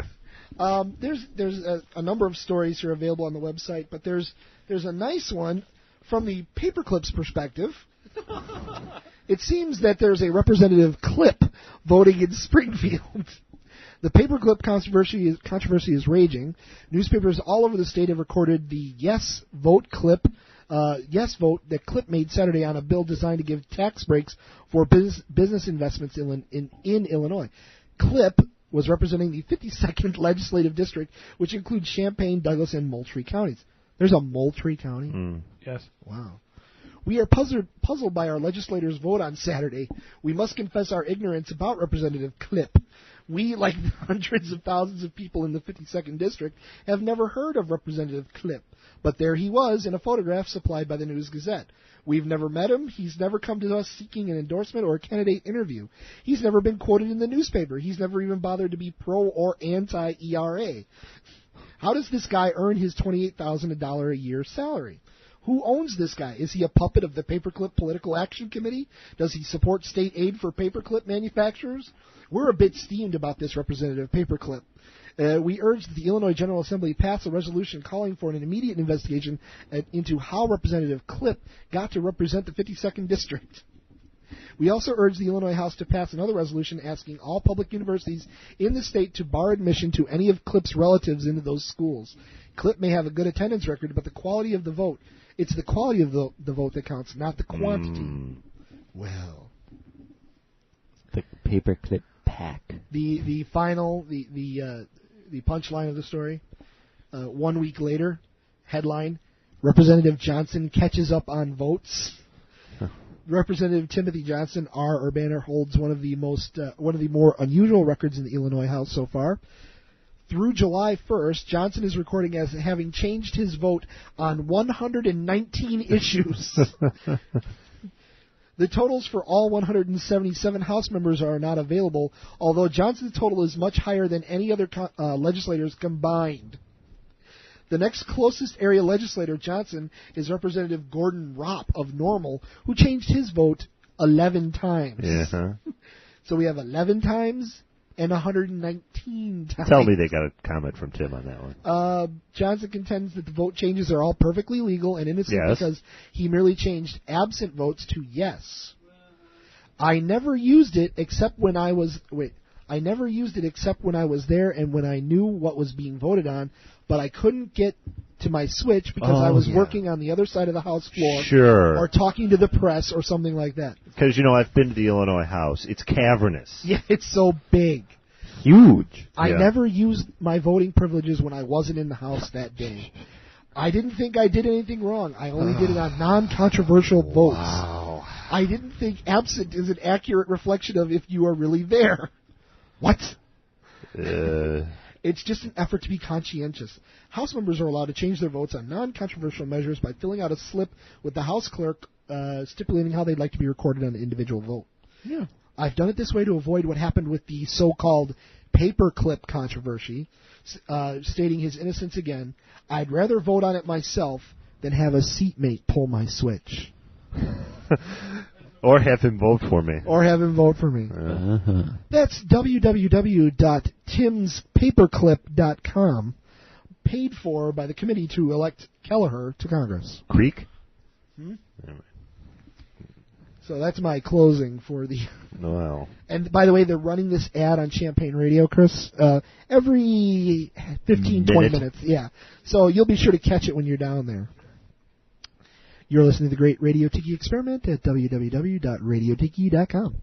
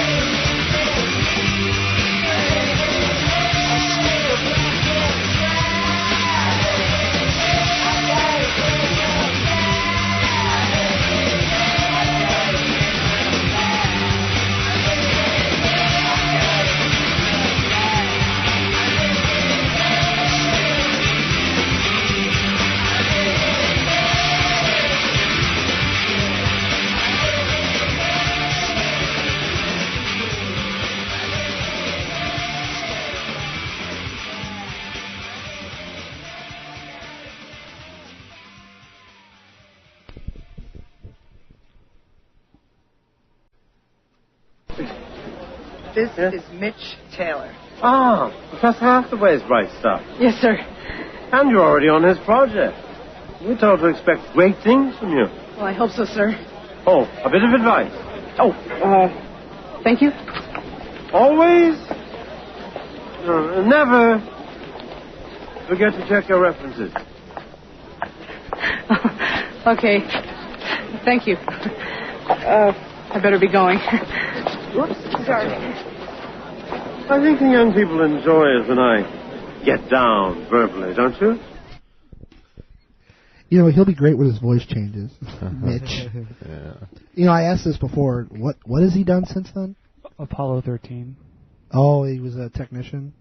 He was one of the console guys. Anything else? I could look it up. No, don't. Oh, don't. I can't tell you that's the world-famous Sterling Darden playing the professor. But if you've listened to the Great Radio Tiki Experiment, you already knew that because Tom mentioned it before about who Sterling Darden is. Okay. Time for the Wheel of Entertainment. By the way, I looked up the girl once. She hasn't done anything. She was in another thing that I she's saw in once. one thing. Porn. Michelle Marink. Yeah. That's a shame because she was all right in that movie. Referring to Real Genius, of course. Yeah. We've got entertainment time coming up. Chris, he's busy, but a little preview. We'll be talking about some of the reality-based programs that are seeming to show up on American television like crazy. Reality-based. Or what do they call it? Yeah, reality-based, right? Right. Yeah. I know, but I just was trying to emphasize that. The fact that it's written? Based. So, not true reality, but yet based on reality. I can open up the entertainment thing with a story about rock stars. Fans still have crush on Bon Jovi. They're trotting it's those. Sad. It's sad, isn't it? See, that's funny because the new album's called Crush. Oh, oh God! That's why Crush is in quotation marks. I know. I'm not even looking at the story, and I know it's in quotation marks, isn't it? Yes, it is. The last time many people saw Bon Jovi, he was losing his head in this, well, as it were, in the submarine thriller U-571. But he didn't, because he was in the Navy. He didn't lose his head in that movie. He just got swept overboard. But they cut that out. And the director's cut. Hopefully we'll see his lifeless head floating by. Cool. That was his big complaint. When the movie came out, he was complaining that none of his fans knew he died in the movie. Well, because they were hoping they would save him. Well, no, people going to that movie just to see Bon Jovi. Where obviously, when he got swept overboard, they were just hoping that they would save him. Bon Jovi's not gone. No. If I could whip out the movie wheel, one of the big problems with that movie was that they all die in the scene when the Germans, attack the submarine they're on. But they're all like wearing rain gear, and it's dark and it's raining. So it takes you about the next 25 minutes of the movie to actually figure out who died. So that's probably why they didn't know John Bon Jovi died, because the movie was just murky at that point. The whole movie was kind of murky, wasn't it? Yeah. But that's why. Yes, Bon Jovi, they're not calling it reforming, they're not calling it reuniting, they're calling it their next album. When did they break up? Well, that's what they're saying. They never officially broke up, right? They didn't, but they took like 5 years off and didn't talk to each other or something. Expect John Bon Jovi to be poring over the tour figures as he guides his band, the organization, he calls it, to the next level. They have a new album and they're going back on tour, man. Just means he's turned it into a business like the Stones did. Sure. Bon Jovi in hyperspace.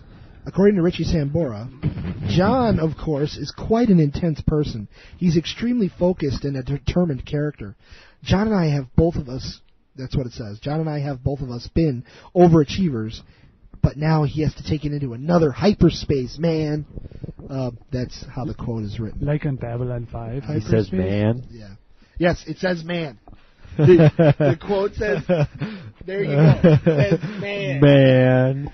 That's Mr. Taking it into hyperspace, man. Mr. Heather Locklear or Richie Sambora. Could Boston's spaceship? They're perfect for each other, aren't they? Could Boston's spaceship go into hyperspace? Because that would be cool, man.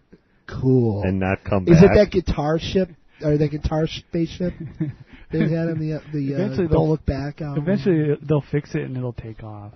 Yeah. Woo! The band. A little side note about the band Boston. They apparently owe their record company like 3 more albums. Yeah. They signed this huge contract 20 years ago, saying, "Well, either get these albums made or don't make music for anyone else." So they didn't. They took the money and they left. I think one of them's a professor at MIT. Well, I mean, they have one of the most successful debut albums of all time in Boston that sold 732 billion copies, and then take 10 years off. Billion. There you go. Come on. Billion. Perfect. They just lived on the residuals for more than a feeling. Yeah, by the way, the professor at MIT guy, he's the guy that he was one of the first guys to really explore feedback and turn it into a musical instrument. That's right. Because he was a professor at MIT and he knew that shit. I think when Boston was in its heyday, he was just a grad student. Oh. But yeah, now he's a professor over there. Full professor. He's got all rights and teaching privileges at MIT. You know, thereof. I bet you he publishes in New Scientist magazine. Yeah. You know why? They don't get. He doesn't have references that come to him in a dream. See? How do you cite those? They're based in mathematical principles. You cite the Ibid? dancing coyote Ibid. Bon Jovi says everyone in the band has a clearly defined role for this new tour, but it revolves around my outlook and Richie's support. Then the guys... you put the amps over there. By the way, you see it, your role. Do you hear what he says there? It revolves around my outlook and Richie's support of that. And then the rest of the guys, and then it's a parenthetical statement. David Bryan, Tico Torres, and bass player Hugh McDonald fill their spots in a very definitive way. Hey, Tico, go get the donuts for us. Fill their spots in a definitive way. This is like reading a corporate mission statement. By all accounts, it's a business. Everyone gets along fine. That was not the case 10 years ago when we were physically and mentally burned out. Man. I would work for a company. I would work for a company with the mission statement ends. Man. After a never-ending cycle of touring and recording, Bon Jovi recalled, the members, including original bassist Alec John Such, who left the band in 1994, sat down with a counselor and agreed they had to keep the lines of communication open. Man. That was gratuitous. Kind of like this record. Yeah, like this article. Like Bon Jovi. Yeah. Bon Jovi's name is the one on the record contract. He owns the biggest percentage of the band and makes all the decisions. He co-writes most of the songs with Richie Sambora, and the two of them often play guitars to each other on a cheap tape recorder. Roger Waters is what you're saying. John Bon Jovi has a controlling interest in Bon Jovi. Bon Jovi. This article brought to you by Bon Jovi and Bon Jovi Incorporated. He says with his personal wealth. Oh, here we go. John Bon Jovi says his personal wealth is more than $100 million, to quote John Bon Jovi. Mm-hmm. Not bad for the son of a mall barber and a flower arranger. Nary a day goes by that I don't thank somebody somewhere for a lot. The Dark Lord Satan? Yeah. Said New Jersey-born John Bon Jovi, sipping cappuccino in his Beverly Hills hotel. I'm very grateful. Man. Like Bruce Springsteen, the group is proud of its New Jersey blue-collar roots. As he sips cappuccino in a Beverly Hills hotel. Man. I need go no further, except for a quote from Mr. Sambora Locklear. Let's see. The band has fans of all ages. Richie Sambora says his 70-year-old father-in-law, Bill Locklear, father of actress Heather Locklear, is a huge fan of the first single, It's My Life. It's all about living for the moment. Man. And I imagine a younger person would listen to that song and go, it's a song about changing direction, doing something positive for yourself. Man. After playing 5 shows in Japan, Bon Jovi kicks off a month-long European tour in Turku, Finland. They plan a fall tour of the United States. Victoria, I am not paying these people for you to see them. Thank you. Well, she makes her own money. Yeah. Okay. Anybody else entertainment? The preceding article contained some forward-looking statements. Do you have entertainment? God, no. Okay, I got one more then. This is a little article I've subtitled, and nobody was surprised. Ron, I can't even get to it. All right, here, I'll read it. Come on, I'll read it. Ronnie Wood rolls into rehab clinic. Dateline London. Rolling Stone, Ronnie Wood. Exactly how Ron Wood talks now. London Rehabilitation Clinic to be treated for alcohol abuse, the spokesman said Friday. Bernard Doherty confirmed Wood, 53, had entered the Priory in Roehampton, West London Thursday, but declined to give details on the expected length of his stay or the type of treatment he would undergo. I can confirm he's in the Priory, but that is it, said Doherty. The Daily Mail newspaper quoted an unnamed friend of Rolling Stones guitarist as saying Wood would... Keith Richards. Ron Wood, scarily enough. Saying Wood spend a week in the clinic after partying a bit too much lately. Because a week is enough to cure alcoholism. Yeah. He's going to go through all 12 steps on the third day, and then the last day, day 5, it's a potluck. They get together for potluck. Wood has made no secret of his battles with alcohol and drugs since tasting fame as a member of the Faces with Rod Stewart in like 1732. He is that old. Before he joined the Stones in the mid-'70s. In a recent interview, Wood said he had his own pub at the bottom of his garden, so he didn't have to go out and have a drink and a good time. Cool. I've always said I must have hollow legs to cope with all the drink I get through, he said. Now, have you guys seen Ron Wood on television at all lately? He's this, like, negative image ghost of Rod Stewart. I mean, he looks almost exactly like Rod Stewart. I don't know if there's a relationship there, but he's always got a, like Keith, cigarette hanging out of his mouth. And they do the Stone story. Oh, no, go have a drink. Oh, God. He looks like a corpse. I saw this headline last night. Ron Wood checks into rehab. Whoa, surprise. So that's all I had there. Oh, I did have a story about your reality-based shows, Chris. Did you want to talk about Survivor? My favorite show in the whole world. You're kidding me. I don't understand that. It's making corporate trainers out to be quite the heroes, huh? No, it's not. Yeah. No, He'll be it's booted. not. He's the leader. He's going to win. I have no idea. I've never watched the show. Tom is employed as a corporate trainer. Read the article, and I'll tell you what's cool about the show. Well, this is about other shows. Fox brings in Wanted.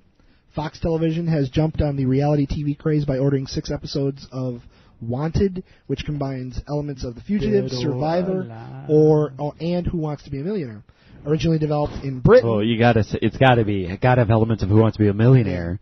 Originally developed in Britain, big surprise, the show follows 3 teams of runners who try to elude capture by teams of trackers who happen to be former professional bounty hunters and law enforcement. Yes. Charged with arresting, in quotes. Arresting. We like to call that Running Man that starred Arnold Schwarzenegger and Richard Dawson. Who loves you and who do you love? You've been cancelled. I'll be back. Fugitives will be forced to show themselves in public places by performing tasks as prescribed by the show's producers. Viewers will also be given a chance to arrest the contestants themselves, and all captures will take place on live TV during the telecast.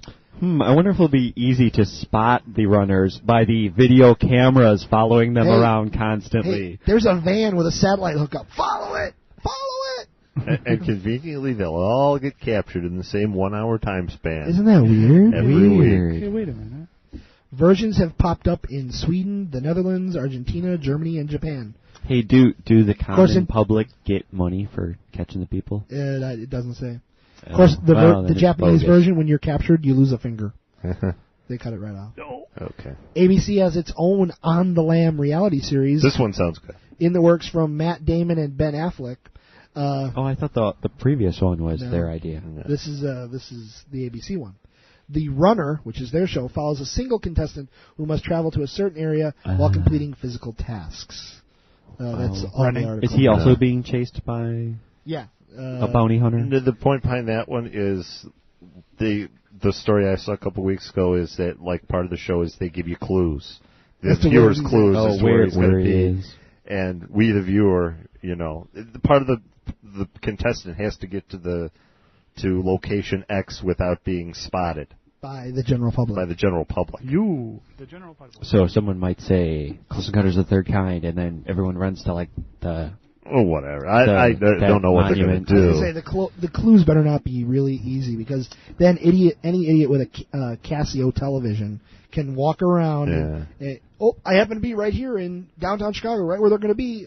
So. Well, most of the areas will probably be scenic, out of the way. So you'd think. Like Devil's Tower. Rockefeller Center. Yeah. Michael Jordan's restaurant. Taste Chicago. Yeah. You know what? If you're going to get lost in a crowd, that's the place to do it. Yeah, but then there's potentially 2 million people to spot you. Yeah, but none of them are carrying a TV because they all got pickles on a stick. And they're all drunk. That's right. That's true. They are all drunk. For those of you listening around the globe, we're referring to the annual event in Chicago called Taste of Chicago. It's internationally known, Tom. Is it? It's where yes, it is. Basically all the restaurants in town get together and charge us way too much for appetizers. and people get drunk and listen to free music, and there's a fireworks display, and that's about it. Pickle on a stick. Pickle on a stick. Oh, and we try to fit 2 or 3 million people on Chicago's lakefront. In an 8 square block area. Yeah. And I'm not kidding about the 2 or 3 million people. That's the number of attendees. Yeah, on the night with the fireworks, there is usually more than 2 million people in that area. It's going to fall into Lake Michigan, man. Again, you know what? If I were a terrorist, no, I'm just not. I'm not going to. Oh no! See, you're doing it. You're doing even more. Allegedly. That's not going to help. I know. Just saying. It just seems you don't mind strange. if I move to the other side of the studio, do you? Yeah, you don't mind if I disavow all knowledge of who the hell you away are. from that straight line between you and the front door. You don't mind, do you? The echelon light on my router just went beep, on. beep, beep, beep, beep, beep, beep, beep, beep, beep, beep. Thank you. Did we want to move into our regularly scheduled segment? Chris want to say why he liked Survivor? Here's why I like Survivor. You got this show. They set it up. They have these 2 tribes. They've been competing against each other for 6 weeks now. And now they're down to 12 people, 6 on each tribe. And now, next week, they merge the tribes together. And now they vote everybody else off of the island in one big... I thought everyone was voting... No. What happens is that each episode they have an immunity trial where they have to do some sort of contest to get immunity for that day. The other tribe has to go to tribal council and vote somebody off the island. Oh. But now they've merged both tribes together, and I'm not sure how the immunity thing is going to work. But now you've got voting blocks inside of it, and so now the teams are basically going to try and eliminate each other off the island. See, this is why I still believe there's a script, because this is much too complex for something to just be... Yeah, it's awfully Machiavellian, if you ask me. Well, voting blocks, political intrigue, and... It's what it is, though. That guy ate 2 fucking rats at dinner last night. I want him off the island. Well, no, the reason why they voted one guy off the island is because all the girls formed a group because he was lecherous? He was lecherous and condescending to them. Everything had to be explained really slowly because they're a girl. No, you see, here's what you want to do, and you're just doing that wrong. It was like all the entire time. So the girls formed a voting group to vote him off. Is the fat naked guy still there? Yeah, he's still there. Oh, he's naked now. Yeah. This is the episode where he's now naked. Yeah, I saw a commercial. That's the corporate trainer during guy. Letterman, and the guy was, I'm proud of my body. I'm getting very comfortable with naked. We're not. We're that naked guy. Oh, stop. CBS isn't. Oh well. So it was interesting because it just watching this little. I find it very psychological to see how they're going to pull this off, and everybody's going to form these little groups and vote each other off. And they lucked out because there's an element of strategy. They almost ended up in a position where one tribe had 6 people and the other tribe would have had 4 people if this immunity trial didn't work the way it did last night. So basically, the 6 people would have just voted the other 4 people from the other tribe off the island. Because they agreed that if that happened, that they would band together and just keep voting other people off the island. Now there's 5 and 5. But now there's 5 and 5. Fix. Maybe. Well written. Fix. It's hard. Well written. A well written fix. No. Then there's that Big Brother show. How was that? That was the first show last night. That was I had discussed about this with people at work, and it was way too cheesy in Hollywood for like the first 55 minutes of it. It was like the Truman Show? Well, yeah, I mean that's basically what it is. They have this house. It is full of cameras and microphones. There's cameras everywhere. You have no private moments. Except when the editing team only, is looking at one side of the house right. while you're doing something on the other side of the house. But nobody on CBS wants to see one of the housemates spanking it. Like I said, they've covered every part of this house. There's no private. Any place where you might want to do that. I have no idea where you're going to pull it off. Closet? Can you go in the closet? There are no closets. No closet? No closets. Where do they put under all the clothes? Bed? Under the bed? Can you go under the bed? Drawers. Can you go under a blanket under the bed? Put that one knee up? Probably. I don't know. But there's only 2 bedrooms. How many people? 10. Oh my God.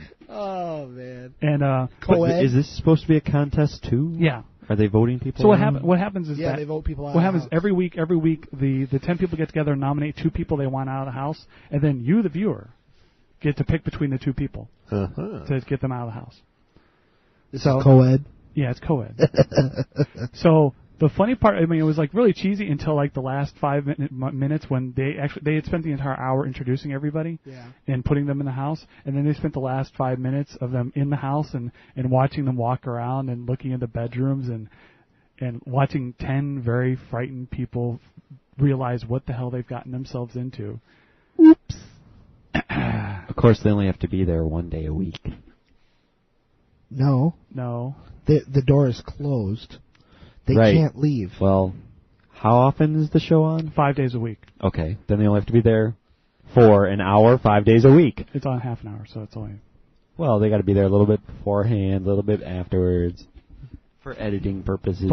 But no, I thought the concept was the door was locked. No, it's not locked. Anybody can leave at any time. Oh, okay. Because otherwise it's a fire hazard.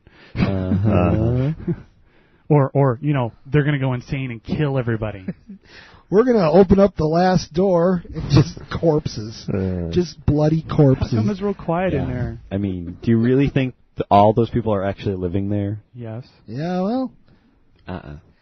Legal departments are funny things these days, so I would think that... There's a little show called 21. Yeah, back in the 50s. What happens when you fix a game show? That people are real uptight about it now. Robert Redford directed that movie. Yeah, it's a rental. Check it out. But yeah. So there was an episode tonight. I missed it because I'm doing this. But Oh, I'm sorry. Are we keeping you? No. I think I will watch it just because it's only half an hour out of my life. So. Is Survivor only a half hour? No, it's a full hour. Oh, okay. You can't. Another reason less to watch it. You can't do that in a half an hour. I can't even watch the shows I used to like. What am I like? You know what? I can't even think of it. My summer times consist of baseball and Friends on Thursday. That's about it. Okay. Well, there you go. And a baby and your wife. Well, that was actually a big part of it. The baby takes up all my TV time now. I'm playing, educating her, swimming in the kiddie pool. By the way, whoever invented the kiddie pool, that has got to be one of the coolest things. Cost me $5 for this kiddie pool. And it's like you can soak your feet in it. It's the best thing in her life. I put her in that kiddie pool. She loves Dad. Thank you, Dad. This is the greatest thing. Happy, splashing around. You know what? We all of us in life need a kiddie pool. This moment brought to you by Tom. I'll have to see if my brother has a kiddie pool. It's a great thing. I love it. Okay. Just got to keep her from being face down. Yeah, just supervise. Just make sure you're supervising. Don't be one of those careless parents that you hear of on the news. Supervising, hell, I got my feet in it. I got the lawn chair out. I got my feet in there. That's what I thought your original 10. Yeah, you cool your feet off while your baby plays. I got you know what? I got the newspaper out there. I got the radio. The baby's right there at my feet. As long as I hear splish splash, I don't have to put the newspaper down. Well, what if it's face down, splish splash? Well, she cries. But actually, underwater splish splash. She knows enough that she has actually only gone face down once. That freaked the hell out of her, and that she stopped it. Yeah, she flipped over, and that was enough of that. That's what a lot of people think, and that's why these tragedies happen. All right, I'm gonna have to take those lead weights off her feet too. Yeah, I'm trying to tone her legs. Okay. Anyway, I know you're a good parent, Tom. I know. I'm just joshing you, kidding with you. You don't have to worry about it. I got a get out of jail free card, man. Oh. My wife is a social worker. Oh, man. yeah, I got a get out of jail free card. Yeah, that's true. Yeah. They're never going to put one of their own in jail. That's right. Come on, it's like cops. Allegedly. Allegedly. Yeah, okay. I've been quite controversial this evening, haven't I? Yeah. Do we want to move on, or should we go to a song? How about your stalking list? How about the first entry in the stalking list? First entry. Let me pull it up here. Or do we actually? You know what? Since it's going to be are they all? Is she from a field of entertainment? They all are. Okay, then except for or is this a regularly scheduled bit? I was going to say, if it's going to be a bit, we should put it in our block of regularly scheduled bits. Because I would just point out that when fall comes and I'm seeing 6 movies a week and there's brand new Buffys, the regularly scheduled bit segment might be a whole show unto itself. Well, we might need to move Chris's bit to the entertainment section. Well, all right. Well, that's what we're in right now. I know, entertainment. But for now, we can tease it to a song, and then he can launch his bit. All right. Okay. Now that we've done the show prep, let's turn the mics back on. Oops. Don't. I'll pick the non-entertainment stock here. Okay, the one that can actually get you put in jail. Yeah, okay, probably. Yeah. Here we go. All right. Janet Speaking of Reno. controversy. Chris is, Madeline Albright? Let's all guess. Let's all guess. Margaret Thatcher. Chris is Iron Britches. He's got a list, a well-known list amongst his friends of women he is stalking. If he's ever unemployed. Yeah, women he will stalk if he's ever unemployed. Do meteorologists on the Weather Channel count as entertainment? No, that's only you. And yeah, one, that's you, and two, that's not entertainment. Oh. Okay. So when we get back from the song, Chris will launch his new bit. He'll reveal a little bit of his list. Ayn Rand? Every week. Ayn Rand's dead. Ayn Rand. So? Ayn Rand. Would you like to take us out, Maurice? I'll take us out. You're listening to www.radiotiki.com, man.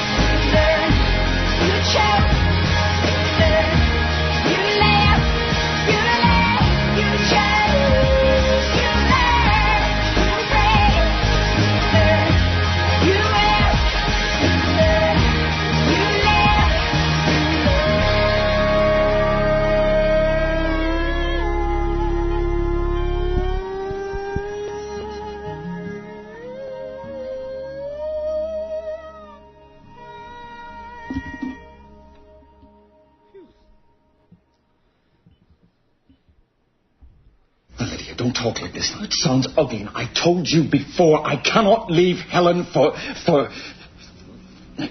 You know. For me? Is that what you're trying to say? You can't leave her for me? You haven't said you wanted that, have you? Jerry, I'm a woman. We don't say what we want, but we reserve the right to be pissed off if we don't get it. That's what makes us so fascinating. And not a little bit scary. Even the drops are classic. Is that to go along with your theme, Chris? Sure, why not? It's all right. Tangentially associated with it. I was gonna take this opportunity to whore ourselves, but if you want to launch right into your bit, go for it. You can whore yourself. It's about that time where every week I like to remind the listeners, hey, if you use Amazon, use us. We've got a link up on the website to Amazon.com. If you're interested in any of the movies, books, music that we talk about here on the show, it's all available through Amazon.com, and you can just go ahead and type the keyword, or actually Chris has it set up linked, right? The songs are linked over. Yeah. Yeah. So directly from the highlights of the show. And whenever you do that, we get a little piece of the action, which is good for us. Because actually, right now, Chris's power supply is failing fast, and that may be the next studio purchase. Studio. Will be. So say you wanted. There we go. I ordered it before the show. So did you order that through Amazon.com? No, you can't order power supply. Damn. So say you were fascinated with the description of the scene from Real Genius. You could just go order the movie from Amazon.com. That's right. True enough. DVD or video? No, just video. Just video. Oh, it's not on a DVD. Is that right? Is that why there's no DVD? Well figured out, Tom. All right. Brilliant. No, you can't order it on DVD because I went out and bought every single copy in existence. You know, I have 50 million copies of the Real Genius DVD in my basement. That is the reason why you can't buy it on DVD. That would be the kind of prickly thing you'd do. Yes, it is. I'm going to buy up every fucking copy of this DVD. And I'm going to sell them for 10 times what I bought them No, for. I'm just going to sit on them. Just keep them. Just going to keep them. He's going to plaster his walls and make furniture out of it. Yeah. Burn them. Decorative mobiles. Like that woman who won that Oscar for Adventures of Priscilla in the Desert or whatever that movie was. She won for the costuming? Yeah, costuming. Yeah. She made that dress out of expired credit cards. That's right. Yeah. That was, that dress is on display now. Where is it? It was in the Planet Hollywood in Hollywood. Well. And I don't know where it went after that. After they went belly up. It's in receivership right now. Yeah, it's in litigation. It's in the middle of the bankruptcy battle. Oh, no. But yes, if you're interested in any of the entertainment media that we talk about here on the show, with the exception of television, unless you'd like to order a book about television, you can get it through Amazon.com. Please do. We encourage you to do so. Thank you. Chris? So anyway. So in my pathetic, sad attempts for attention, launching a new bit. We're launching a new bit. Bit alert. A few years ago. 10 years ago. No, I created that page. A few years ago. Let's say 1995. Oh, later than that. Wasn't it? No, Really? that's about right. I created a web page as a joke, maybe. A joke. He's still not sure. And well, no, he has to say joke for the deposition. I said on the air it was a joke. It was for the purposes of parody only. It's entertainment. For entertainment purposes only. We are talking, of course, of the Mark Andreessen article that you have on your website. No, that's all true, sadly enough. But no, I created a webpage called Women I Will Stalk When I'm Unemployed.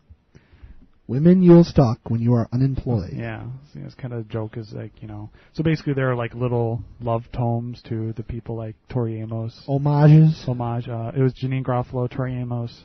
You're blowing the list here? Claire Danes. This is No, the this old is the old list. list. He's going to be reading from the new list. Because they're all old women now. Thanks for paying attention to us for the last 5 years. Not just thanks for listening to the show last week. Thanks for having any interest whatsoever in anybody's individual life other than your own since 1995. Thank you, Tom. My name is Jeff, by the way. How are you? was earlier than that. I stopped paying attention in '93. Please. Sandy was on that list. Bullock. Sandy Bullock, yeah. Sandra Bullock. The girls from Lush. Claire By the way, Danes. Claire wasn't on that list. I wouldn't call this an old list. That was before Claire. Yeah. I wouldn't call this the Claire old was list about because 10 there's when a that lot list of came people out. here. There's a lot of people here that he would still stalk. But there's a new list. Janine Garofalo. I think she's almost married. To who? Her dog. Some guy. Skeet Ulrich. Oh, God, I hope not. I think I've heard them linked. Oh, Lord. Skeet. So the new list, Chris. Compiled around what date? Oh, this is. I've had this on my Palm Pod for like a year or so. Oh, God. He's been working on it. Your first selection this week, Chris. The funny part, remember, a year goes before the show. That's right.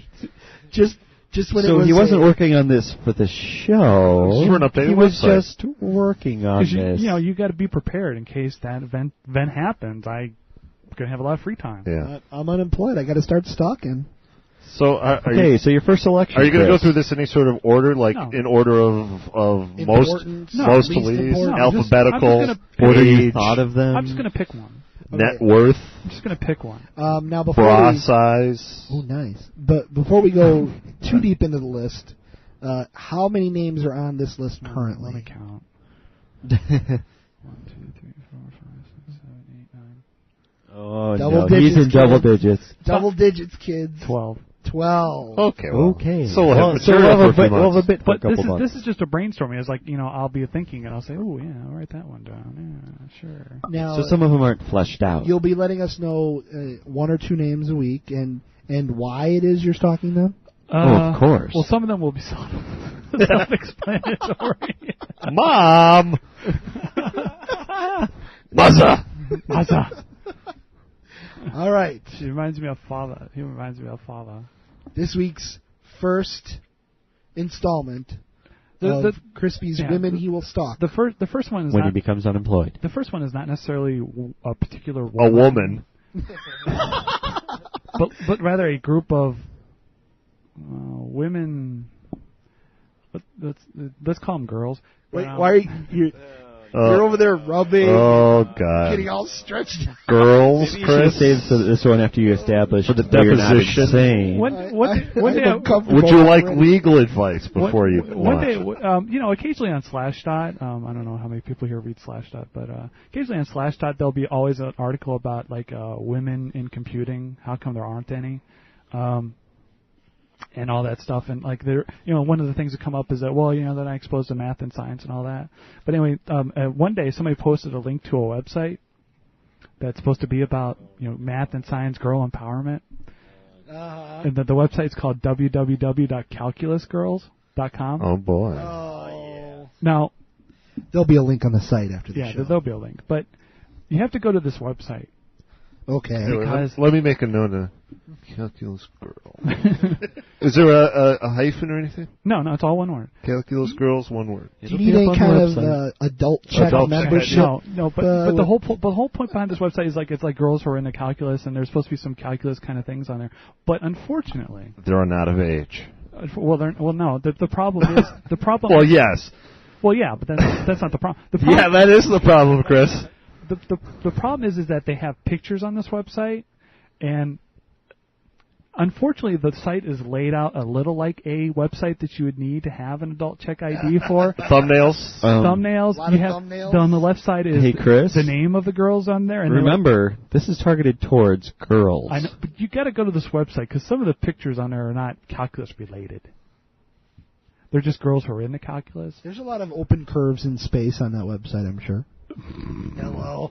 Wasn't it the June '89 edition of Playboy, Girls of Calculus? Long way for that one. I'm sorry. That's all right. But like an last old steam engine, we saw that train coming, saw it rolling down the track. They all had last name of Ryman and stuff. I don't know why. Anyway, Never mind. Eigenvalue. Oh. But that's matrix theory. That's not calculus. Oh, whatever. It's math. Anyway. And that's what's wrong with math in our nation today. Too many labels, man. So anyway, on this site. Why do I see the first installment of this bit being the last installment? No. But he perhaps should have started with someone a little more recognizable. Legal. All I'm saying is go to this website and you'll see what I'm talking about some of these pictures. They're not calculus related. It's not girls having fun. It's like they just mail in pictures of themselves, and it reminds me way too much of a porn site. Once you get past the poll on the front of the page of can you differentiate x natural log x, So once you get past that poll, that's how you get in. If you can't answer that, no. But then there's the links of the pictures, just some weird pictures on there. You answered incorrectly. You didn't get into the right site. Oh. No, you can differentiate it, but that's the answer. It's yes. Don't ask me to differentiate it, but I'm just saying. See, it's the password. I mean, it's integrated. So now, are you stalking all of these women, or I'm stalking the concept. You're stalking the concept. We're going highbrow here, aren't we? Wow. I will stalk geek girls. That's basically what it boils down to. You will stalk these girls. Yeah, geek girls. Geek girls. All right. It's an overriding theme. Really, it doesn't take much. Okay, so that's not really a name on the list. It's if you want to know where Crispy's brain is at on this issue. It's an archetype. There you go. There you go. You want to throw out an actual person? just to give people a better idea of how your thing works. Remember Shoemaker Levy? Yes. The comet collided into collided into Jupiter, and there was the astronomer, Heidi the astronomer. Yes. She was in astronomy, and she was hot. No, she was. She was from which news station? She was. Oh, she was an astronomer. From JPL. Yeah. And she would come on and she was the. But she was. I thought she was speaking for like a certain news station. She was from the lab. Okay. She's probably Dr. Heidi, as far as I know. She was Dr. Heidi. But she's like all into astronomy, and Is she on your list? Perky. She's just an example. She should be. Huh? Let me insert her. Heidi. You've already covered her, Chris. But I'm just putting it for my reference. He's adding her to the list. Oh, God. You're going to have to look up some old archives for that. Yeah. Should I encrypt this list, Yes, for God's sake, yes. Anyway, I recommend going to the www.calculusgirls.com website. Okay. So, have you been there recently? Is it still there? Yeah, it's still there. Okay. Not that I've been there recently, but it's there. Mm-hmm. Okay, so now, the first name on your list is... Oh, the first name? Yes. Yeah. I'll skip that one. I actually need a name on that one. I don't know who the actor's name is. Well, go for it. We might know. Who plays Malcolm's teacher? Okay, never mind. Oh, I know who you're talking about. I know you're saying. You're talking about the show Malcolm in the Middle. Malcolm in the Middle. Okay, well, why don't you get an actual name, because we don't have a name associated at the tip of our tongue. So why don't you go for an actual name? Unless you don't want to go, and that Calculus Girls was enough for you for tonight. It's your call. I'll find out Malcolm's teacher's name and then go, but, You can give that to us next week. Yeah. Give us one celebrity or one well-known name. See, that's kind of sometimes it's not well-known. Oh, doesn't have to be well-known. The whole list is going to be like that girl. It'll be something that people can look up later. I'll have actress names. I will promise to have actress names. Okay. But it may not be someone you're familiar with. Yeah, like that's fine. I've got a few names of people who keep showing up in movies I see, and I go, yes. Oh, yeah. But that you wouldn't know their name. Skarsgård. That's a man.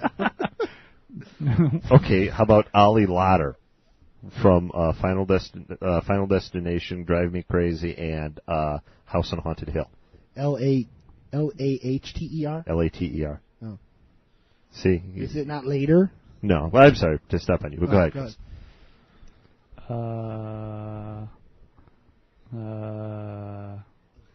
Okay. You ever watch that show MYOB? Mind Your Own Business. Yeah. No. Okay. Oh. Okay, which one on that show? Lauren Graham. Who is the... She plays the aunt? Yeah. Yeah. She's been in a few choice things. She used to play... See, the reason why I got hooked on her is because she used to play on Caroline in the City when Monday Night TV sucked even more than it does now. Yeah. I used to watch that show. Yeah. Was she Caroline's dancer friend? No. She was... Richard's girlfriend. Richard's girlfriend. Oh, I remember her. She's real perky and psycho. Yeah. There you go. So that's basically what my bits are going to be. Me sitting there going, oh, yeah. This is the inaugural installment of Crispy's Women He Will Stalk When He's Unemployed. Tune in next week. Or bored. Tune in next week. Oh, wait a minute. You might want to put that in there, because that... Tune in next week when Chris will actually visit the Internet Movie Database website and get some actual names. Heidi the Astronomer wasn't enough? A CV, if you will. But, yeah, that's what I have. This little window into Chris's psyche brought to you by... Weep for the Future. Weep for the Future. Hey, is that taken? Weepforthefuture.com. Oh, God. Is it time for our Buffster Report? Sure. I miss the music. I really do. I know we're doing short ones, but I miss the music. I do. It was a nice setup. Oh, well. Yeah. Chris was checking something. Weep for the Future is not taken. Ooh. Excellent. Well. Register it. Is com.com taken? Yes.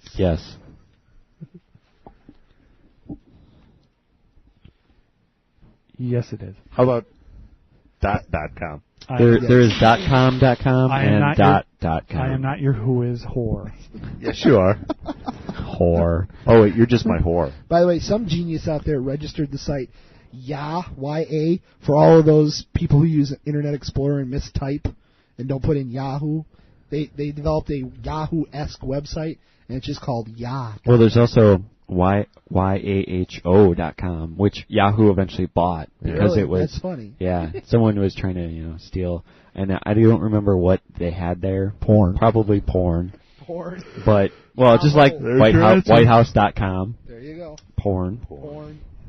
We're speaking of, an alternate to the whitehouse.gov, the United States White House. Blocked by most filtering software. Mm-hmm.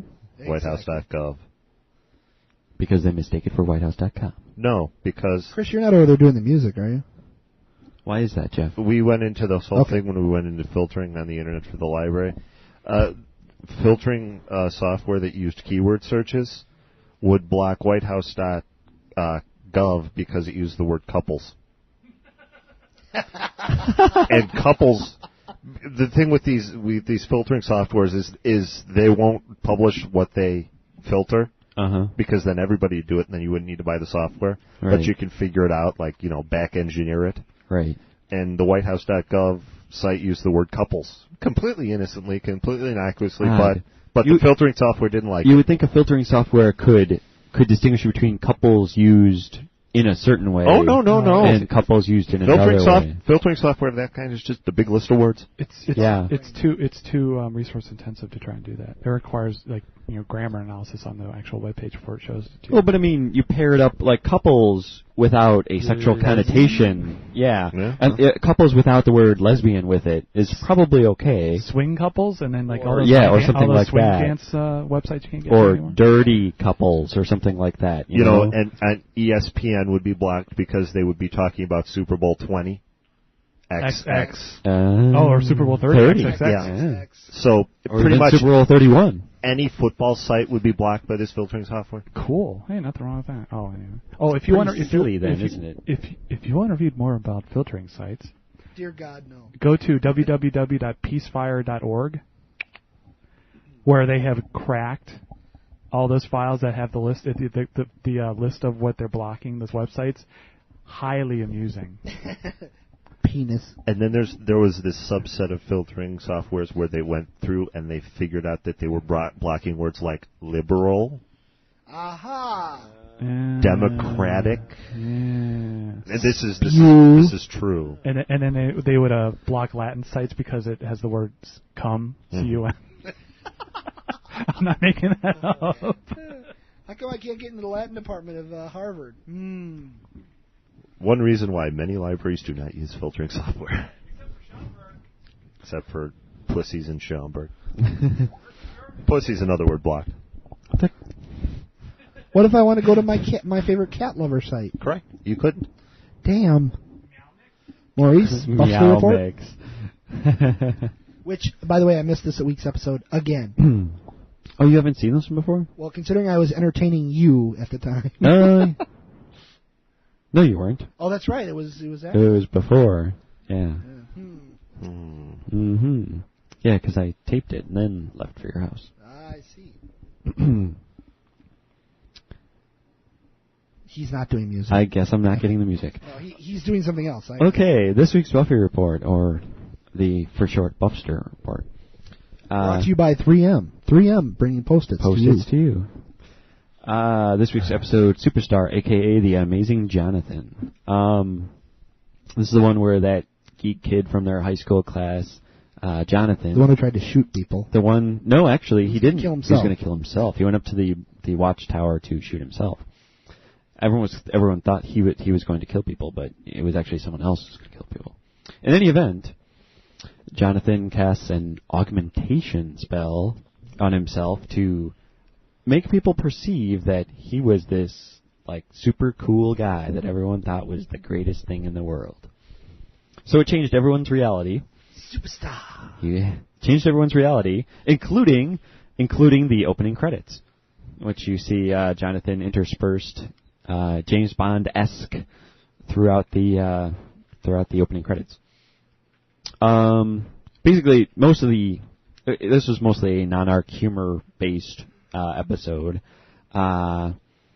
with varying bits of things like, they note after they figure out that it was just a spell that oh wait, he wasn't the star of the Matrix and things like that. Apparently he had all the cool things ever done in the last 2 years. He was a central part of that. So it's like any actor's resume, in other words. Yeah, well, all actors' resume, apparently. I had the titular role in Star Wars. Titular. Next week's episode, rerun of This Year's Girl, which is the episode where Faith awakens from her coma. Part 1 of 2. Ooh. Yeah. So that's another good one and a strong part of the arc. By the way, they're playing these backwards again. Superstar actually occurred after the two-parter because they discuss. Actually, there was some part of the arc where Buffy was trying to figure out whether she should forgive Riley for sleeping with her while Faith's conscience was in her body. How dare you sleep with me? Yeah.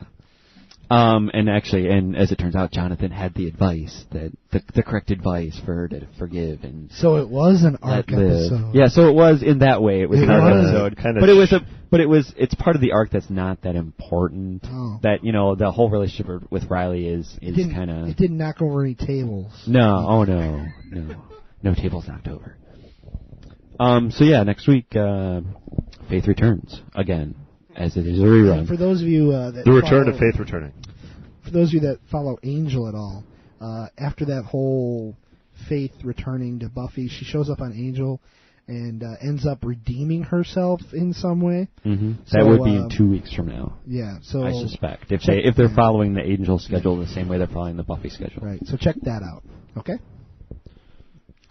Thank you, Maurice. You're welcome. Jeff. Did you see any movies this week? This week's little smart-ass movie game. Is that the new title? No, how I do little games, because this is a really dull segment as it is. Okay. For the third week in a row, Hollywood is forcing me to hand out an A. Damn. It's pissing the hell out of me. It really is. Although, you gave Chicken Run an A, and last week you just kind of dismissed it. I figured an A was a powerful thing. You just said, how could I not give it an A? You didn't expect to be an A? Moving on. Yeah. I'm just saying, A's carry a lot of weight. It was the second A in a row. That was the second week of obviousness A. of it. I mean, it was obviously that good. No, I mean, was it going to suck? How would this movie possibly suck? I don't know. There you go. Yeah, okay. I mean, the guy had made 3 or 4 claymation movies with Wallace and Gromit previous to that, and those are critically acclaimed. The height of the art form. Yeah, they're critically acclaimed Academy children's Award-winning movies. Here we go, and we'll take 3 years and do this one. Well, 2 actually. They took 2 years to do. Yeah, never mind. So this week's game, what movie did I give an A to? Okay. Scary movie? Here are your 5 choices. Oh no. Love's Labor's Lost? No. Sunshine? Sunshine. Art flick? No. The Adventures of Rocky and Bullwinkle? No. Oh, dear God. The Perfect Storm? No. Or The Patriot? Gentlemen? Chris, you go first. I'd say The Patriot. I would have to say The Patriot. That's Perfect Storm. The Patriot this week getting a B+. Oh. Ooh. I said Perfect Storm. I don't know. But if it's that's not going to be gonna that either. Rocky and Bullwinkle getting a B. A very surprising, I'm ashamed to admit it, B. Sunshine getting a B. And Love's Labor's Lost getting a C-. Yeah, in your face, boys. How could you give a movie an A where you said you couldn't figure out who was dead? No, that's that was U571. This is Perfect Storm. Oh, I'm sorry. I got the two confused. Yeah. Bearded men, a lot of water, you know. That and Das Boot. Sure. Yeah. One actually starring John Bon Jovi and one not starring John Bon Jovi. But it had Donnie Wahlberg. That's how I keep track of Get them. some Exactly. good vibration. Why is everybody looking at me? This is your part of the segment. Well, I want to hear about Perfect Storm. Well, you know what? No. Oh, God. No, I wanted to hear about Rocky and Bullwinkle. I'm changing to Rocky and Bullwinkle. Yeah, Rocky and Bullwinkle. Wow, Really? unanimous. Wow, that's surprising. It's been a while since we had that. Okay, it starts off really hilariously self-aware, you know, kind of like your Scream movies about they're just poking fun at themselves and the fact that they used to be a TV show and now we're in reruns. Again? Yes. And does Rocky say again? No. Oh, see, I don't want to see it now. Okay. That would be the only reason why I'd want to see it, to hear Rocky say again. So the plot is that Perfect Leader comes up with this scheme to take over the world. Who? What did I say? Perfect Leader. That would be Perfect Storm. What was his name? Glorious Leader? Glorious Leader. Boris Badenoff? No, that would be Boris Badenoff. Right. There was always a character they referred to as Glorious Glorious Leader, yeah. Ah. And his scheme is that he'll get this movie contract with Janine Garofalo playing a studio executive. So now I got to go. Yeah. But they're attached to the contract, so that when she takes the contract, they get sucked into the real world. And the FBI gets on and their scheme is that the Glorious Leader's scheme is that he will buy up all the cable stations in the world and change it to RBTV, really bad TV. Isn't this what Wait, yeah. Isn't this what AT&T is already trying to do? No. Yes. I mean, what's his name from Fox? Rupert Murdoch? Yeah, yes. Bloody coca. And he'll put on this really bad programming, RBTV. which will be so bad that he could hypnotize everybody to vote him president. Of the world? This sounds like a Rocky and Bullwinkle episode. Yeah, the show they put on is really funny. It's called Three Spies and a Horse. And it's just these bad Eastern European spies with their horse, you know. And the FBI, you know, doesn't like this, so they recruit Rocky and Bullwinkle from rerun land to come and fight them, because they're the only people who have ever defeated them. And the way they recruit them is they sneak an agent into a movie studio, into Greenlight Studios, which is, you know, green light for the project, and the green light is a big lighthouse, and you go and you pull the levers. Okay, I want an action adventure, I want a road trip, and then you hit the green light. And really? Yes. And there's a great line that shows how self-aware it is at the beginning, at least, where Rocky says, "Well, why don't we just take an airplane there?" Well, this is supposed to be a road movie. It wouldn't be a road movie then. You know, it's that kind of thing that goes on for about the first half hour of the movie, but then just kind of stops as they get into it, like they kind of ran out of steam. Sure. But it was nice and enjoyable and funny enough. Who played Boris and Natasha? Jason Alexander and Renee Russo. That's a shame. Yes, it is. That's a shame. And De Niro played Glorious Leader, kind of. Who would you have picked for Boris? Who would I have picked for Boris? Yeah. Well, a number of years ago, the guy who played the father on Happy Days, Tom Bosley, he would have been a good Boris. But Danny DeVito would have been a good Boris. Oh, yeah. That's the obvious. Yeah. I think if she's still available, Brigitte Nielsen would have been a good Natasha. Yeah. Just flipping those names out there. Plus, she can pull off the really horrible accent if you've seen Rocky IV. But maybe DeVito. Yeah. I don't know if he's yeah, you're right. I would agree with that. Yeah. Oh, but he could be. He could pull off slimy enough, but... I mean, he was the Penguin, right? You want a good slimy DeVito? Well, not good slimy because the movie wasn't really all that good. That Norm Macdonald Screwed. That looked all right. It was... But, you know, there was a Boris and Natasha movie a few years ago starring Bob Hoskins and Sally Kellerman as Boris and Natasha. But it was a live-action film without Rocky and Bullwinkle, and it was just Boris and Natasha. Yeah. And I think one of the heroes of the story was Dave Thomas, not of the Wendy's Burger fame, but of the SCTV Great White North beer swilling. Get your hands off my beer, eh? Hoser A fame. You hoser.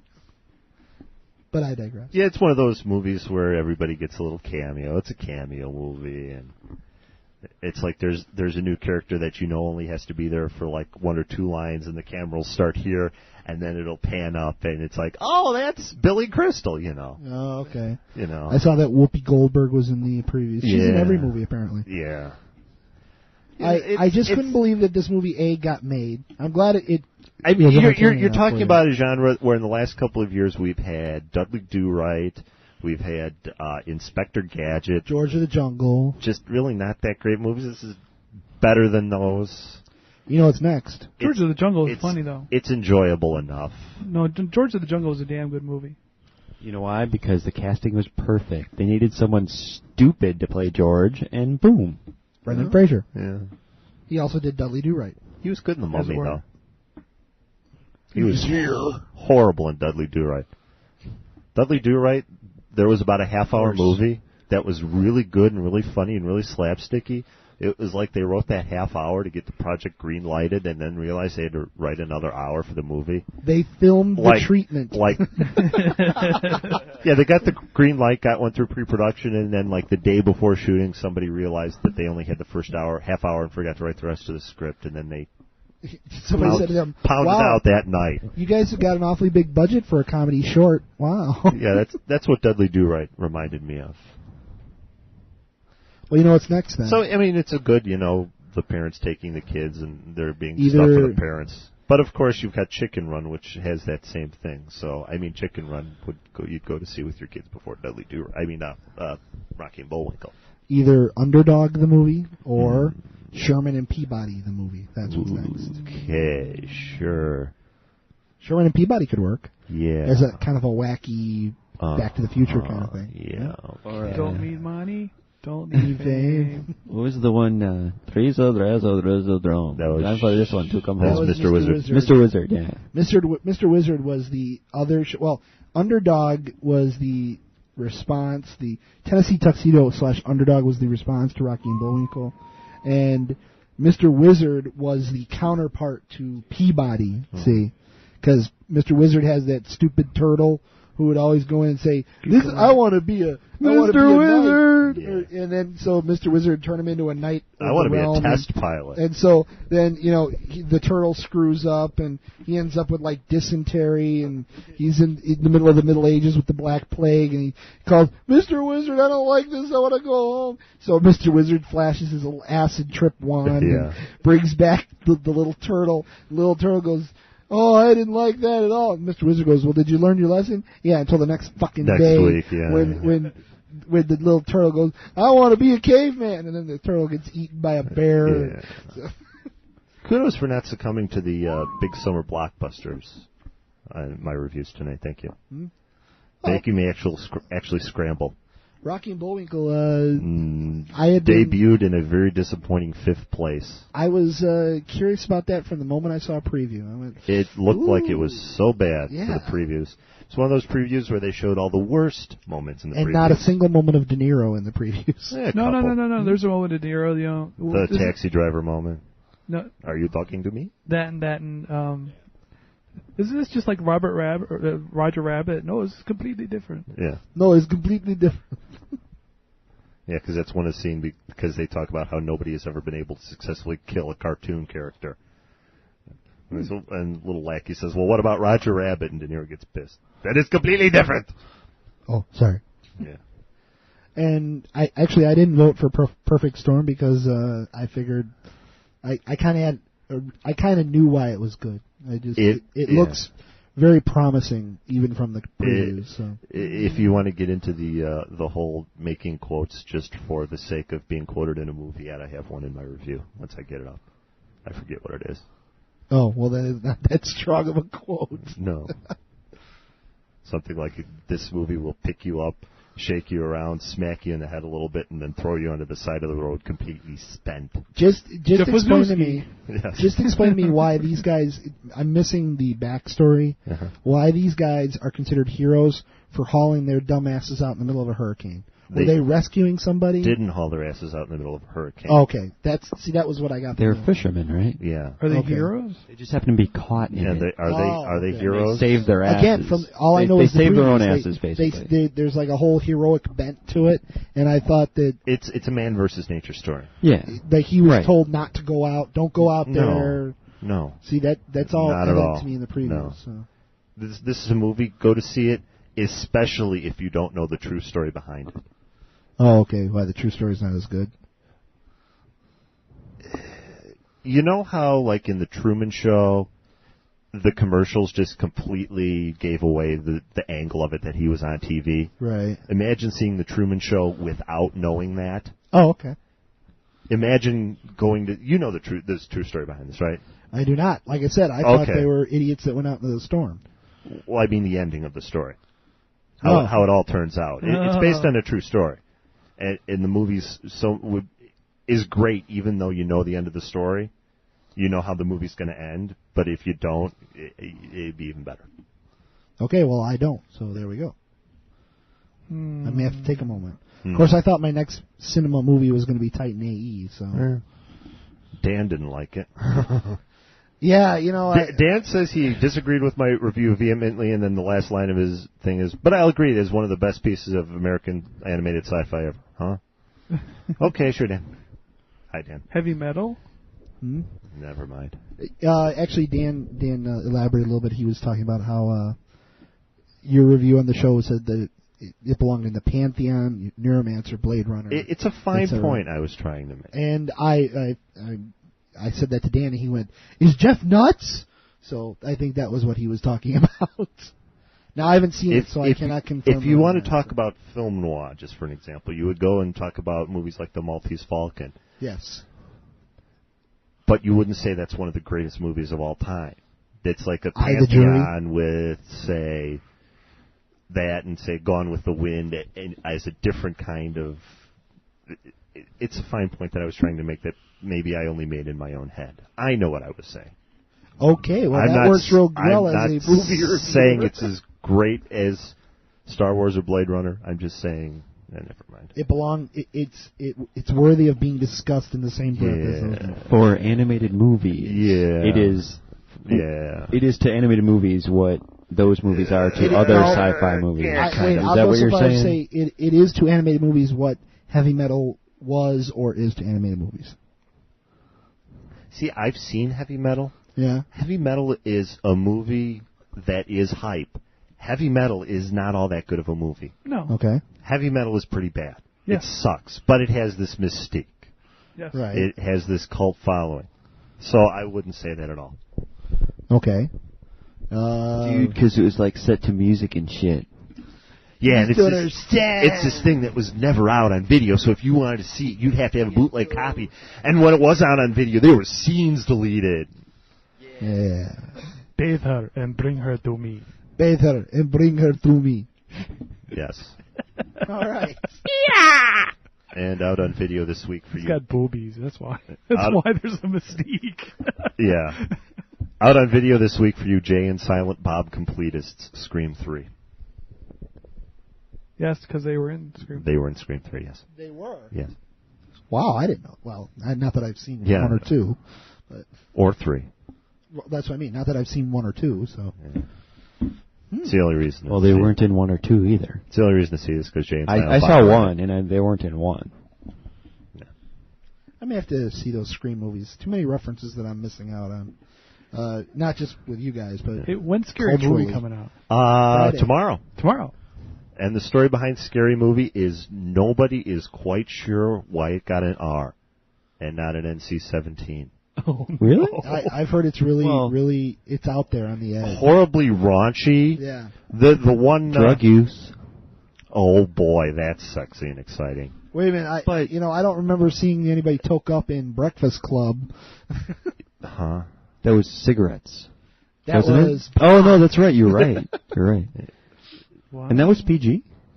No, Breakfast Club it was R. Well, there you go. No. He's Jeff, NC-17. it should be NC-17. Is what people are saying. People are saying people are saying it should be worse than R? Is what the producers are saying. The producers are coming out with these. We gave them this cut.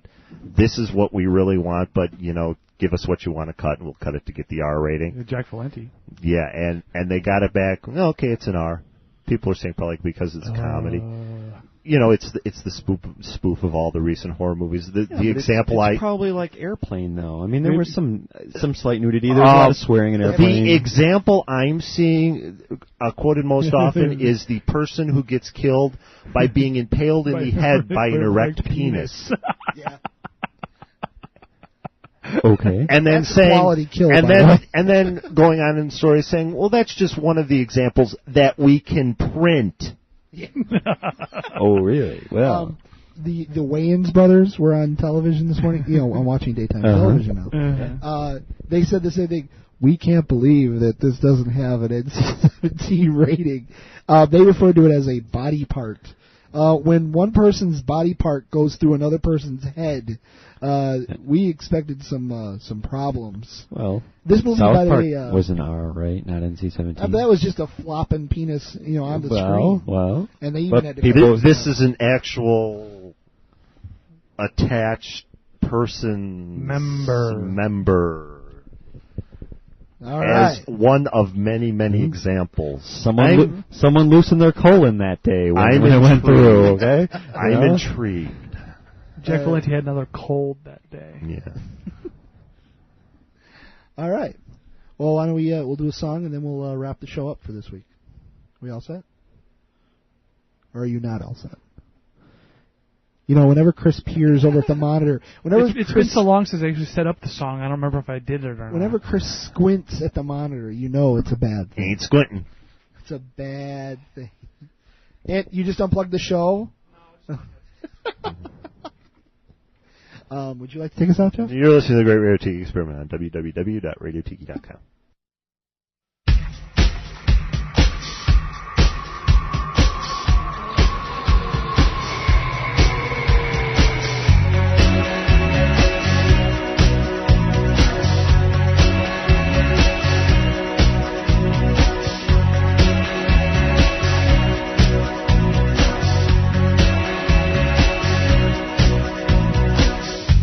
Pretend you're high.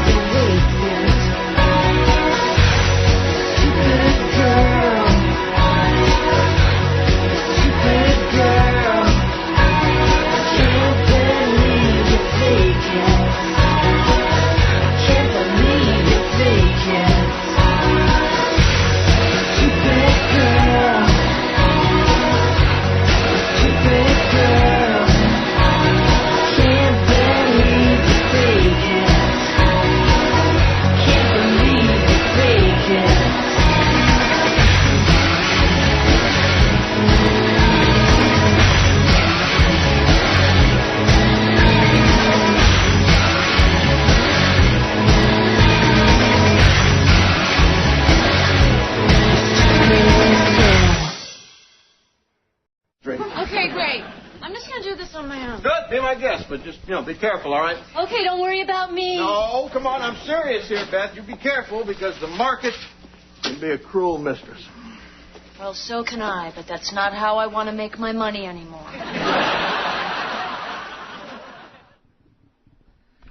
Oh, yeah. All she needs is a website now.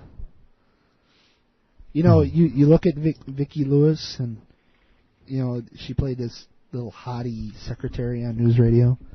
She's really horribly old. Like, first of all, she's Mrs. Nick Nolte. Yeah, she's been a comedian forever, basically. What? She a comedian? I thought she was just she's a character actor. I thought she was a comedian first. No, she's been... You're thinking of the perky redhead that used to be on Suddenly Susan. You're thinking of Vicki Lawrence. Vicki Lawrence from the Carol Burnett definitely show? not Vicki Lawrence. That's not the lights went out in Georgia. Whoa. She did that song after Cher passed on it. Your 70s music trivia for the night. Thank you, Jeff. Cher and her management passed on that song because they thought it was too offensive. This was after Cher had a big hit with Half Breed. Gypsies, tramps, and thieves. No, that's a different song. I know. After they did that song, too. Oh, holy night. No. Oh, holy night. Stars are shining. All right, we've all butchered Cher now. Vicki Lewis Allegedly. is young, and she does a lot of Broadway and stuff. That's where she's from. Young isn't in the descriptor. Is she on your list? Jesus Christ. Go to the You can look her up. No, he just look it up. He looked at his Palm Pilot for a second. Oh, my God. We shall have an answer soonish. Soon-ish. Tomorrow night's show, just to pump that a little bit. Will be the same one you just listened to. The same one you're listening to right now. Unless you're listening to a rebroadcast later in the week, then it's the Meaningless to you. same one The one that you're we listening did to right last now. week. No. Whatever you're listening to right now, It's that's the what show. you're listening It's to the right show. now. But actually, welcome to it. I was going to say there is the possibility that Chris will be on accepting. It's a 50-50 possibility. Responding to messages Either will or you won't. on the ICQ channel. So be sure to check that out. At least check it out tomorrow night. If the little symbol is Check up, it out. he might be available. So, and then next Friday we are back at our regular time, regular schedule. All of us should be here. There's no conflicts or anything. Friday, 8 p.m. Central. I will be gone the 21st. Of July? Yes. All right. Concert that's to go to. Dixie Chicks? No, that's next Thursday. Oh, all right. I can bring a review next week, maybe. That'll be if I feel nice, like because it. I'm starting to become a fan of the Dixie Chicks, I told you. So. She just turned 40. See, old. Wow. I will not remind you that you are 1 year shy of being 30. Dangerously close to 30, I know. Of course, 40 is 33% more than 30. Yeah, that's a lot more than me. Okie dokie. So when I was born, she was 11. See? Yeah. Old. Uh-huh. I don't know. I'm just Uh-huh. sorry. Uh-huh. So with me on the 21st, we'll go the longest Iron Man streak in Radio Tiki history. I am the only person Who's made every to be at all 22 shows. I think Chris. Oh no! Wait, No, Christmas show. Damn. Did I miss a missed a show? show? Yes. Oh, Yes. oh, You that's had a right. wedding You had a wedding? That's right. Tom has missed a show and a half. I have missed 2 full shows. No, wait. I Well, came show in and a for- half, yeah. I came in for that half. And show. your pay was docked accordingly? Tom Yeah. said he was going to be here. That was the. Does anybody have anything? Hi. Hi. Here's a show. Hi. Play a song. Hey. It wasn't that bad. Another one, No. right? So, Yeah, so I've missed 1.5, so I guess I've missed more than anybody, huh? Yes. Damn. Mm-hmm. It's weird Well, that- the Dan and Brad. yeah, well, They're not regulars. it's weird that Chris has missed a show, considering we depend on his setup to do the show. that's why you can never vote me off. That's right. Chris can never be voted off the island. It's hell being useful, isn't it? Damn. Indispensable. Make yourself indispensable so they can't fire you. I own the board. Does that help? All right, No. good. No. Except on those occasions where you're so indispensable you can't take a vacation. Yeah. That's where you just whip it out and say, screw you. You got to make me happy. Screw you guys. You hell. Me hell. I'm going to North Carolina. Note how this indispensability can be revoked at my will. Illinois is a right-to-work state, sir. Thank you. You okay? So next Friday, what are you seeing, Jeff? Scary movie is coming out. Mm-hmm. That Bruce Willis, not the kid. Oh, God. Disney's the Kid. Oh, God. That's the official title of the movie. Disney's the Kid. It's being panned in advance. Yeah. Really? Oh, yeah. Oh, yeah. Because I heard it was Bruce Willis at his comedic best. That's what Disney would like you to believe. Oh. Yeah, stop reading the press releases, Tom. Funny, that was an ABC review. And that's about it that I've seen, because, I was minimal on preparation for tonight, and I didn't look. Oh, really? Well, I mean, when I go on Fridays, I see everything that's come to town on Friday, but I don't know what's coming to town this week. Because it's a Thursday. They don't tell you on Thursday. All I know are the big releases that are being opened and coming out. Grammar. Welcome to the Queen's English. We don't use it very well here ourselves. The Thing. The Thing and the Thing with the Thing. Yeah. Maurice, next week's Buffy is The Faith. Faith wakes up. Faith wakes up. And Chris, a couple more names from your list. Yeah, and on the Big Brother show, I'm really, really hoping the first person I get to vote off is Jamie, the beauty queen with the 4.0 grade point average. Because if you look at her, you sit there and think, why is she a beauty queen? Ooh. Is it one of those? Well, if she's not a beauty queen, wouldn't she qualify for being a geek? Possibly someone who you might No, like she's not attractive. But she has the attitude. So you're discriminating between your geeks. No, what I'm saying is like she's a beauty pageant, winner, and she's not attractive. And she has the attitude of it. Yeah. Geek isn't just a 4.0 grade point average. There's an attitude.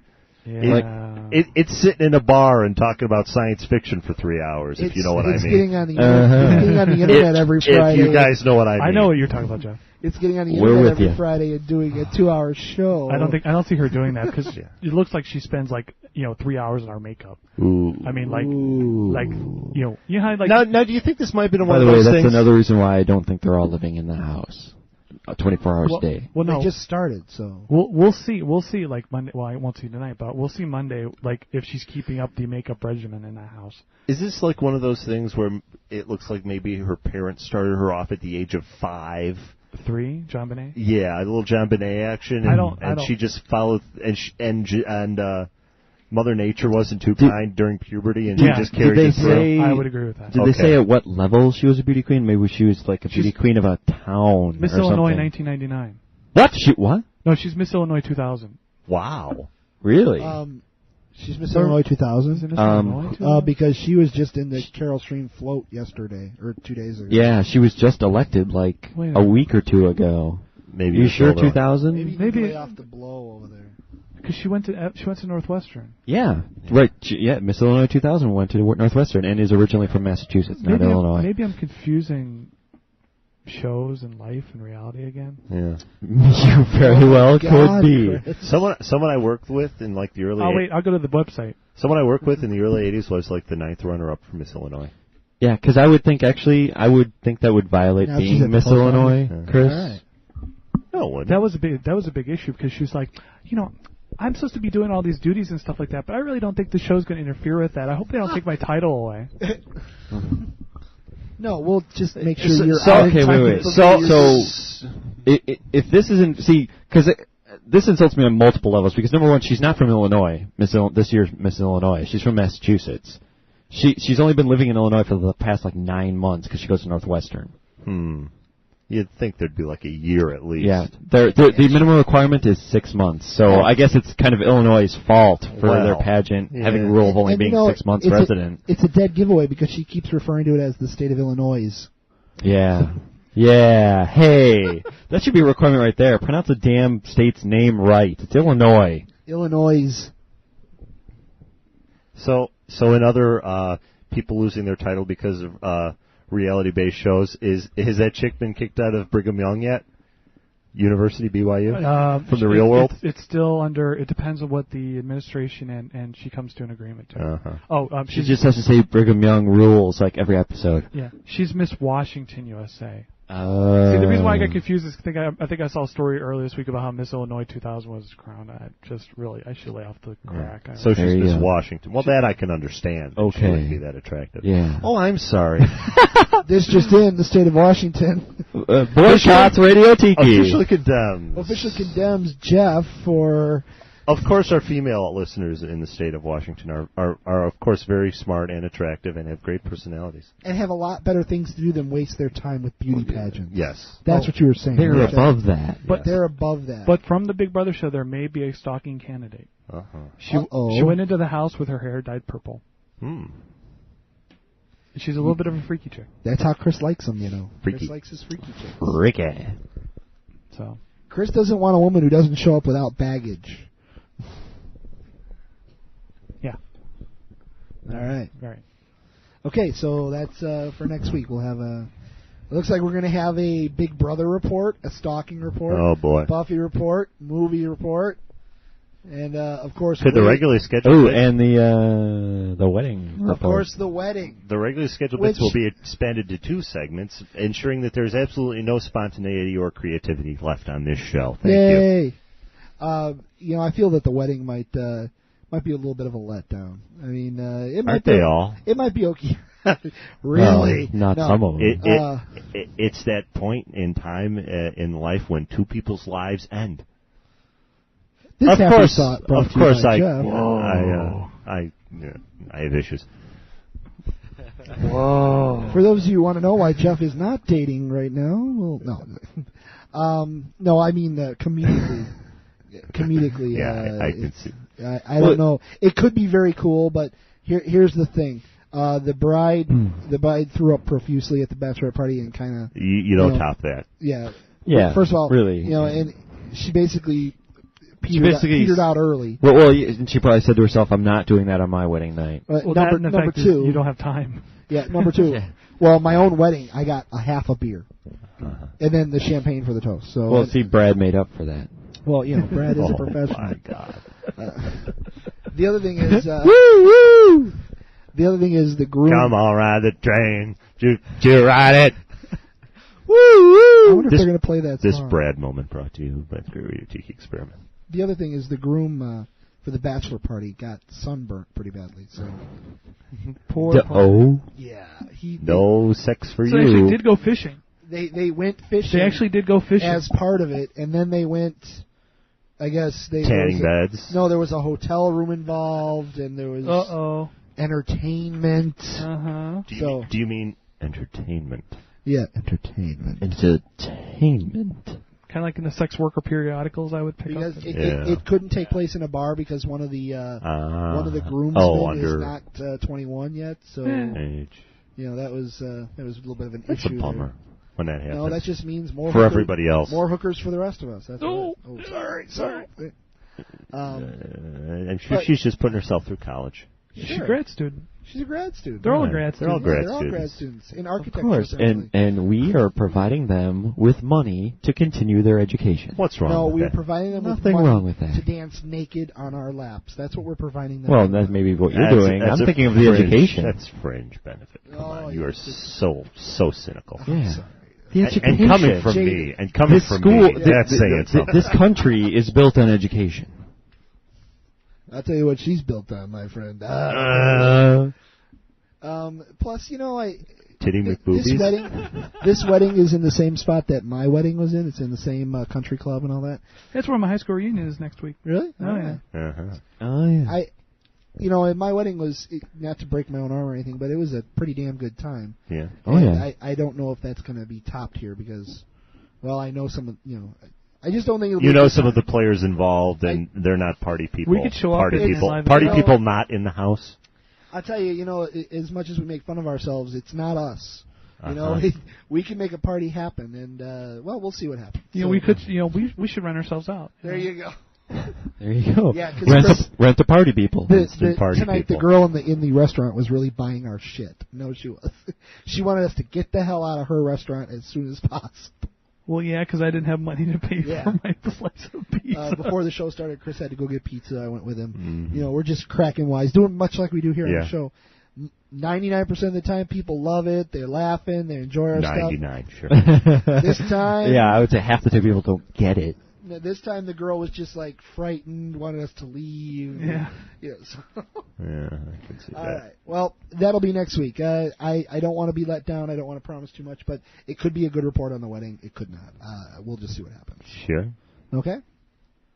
All right. All right. Well, you have been listening to The Great Radio Tiki Experiment.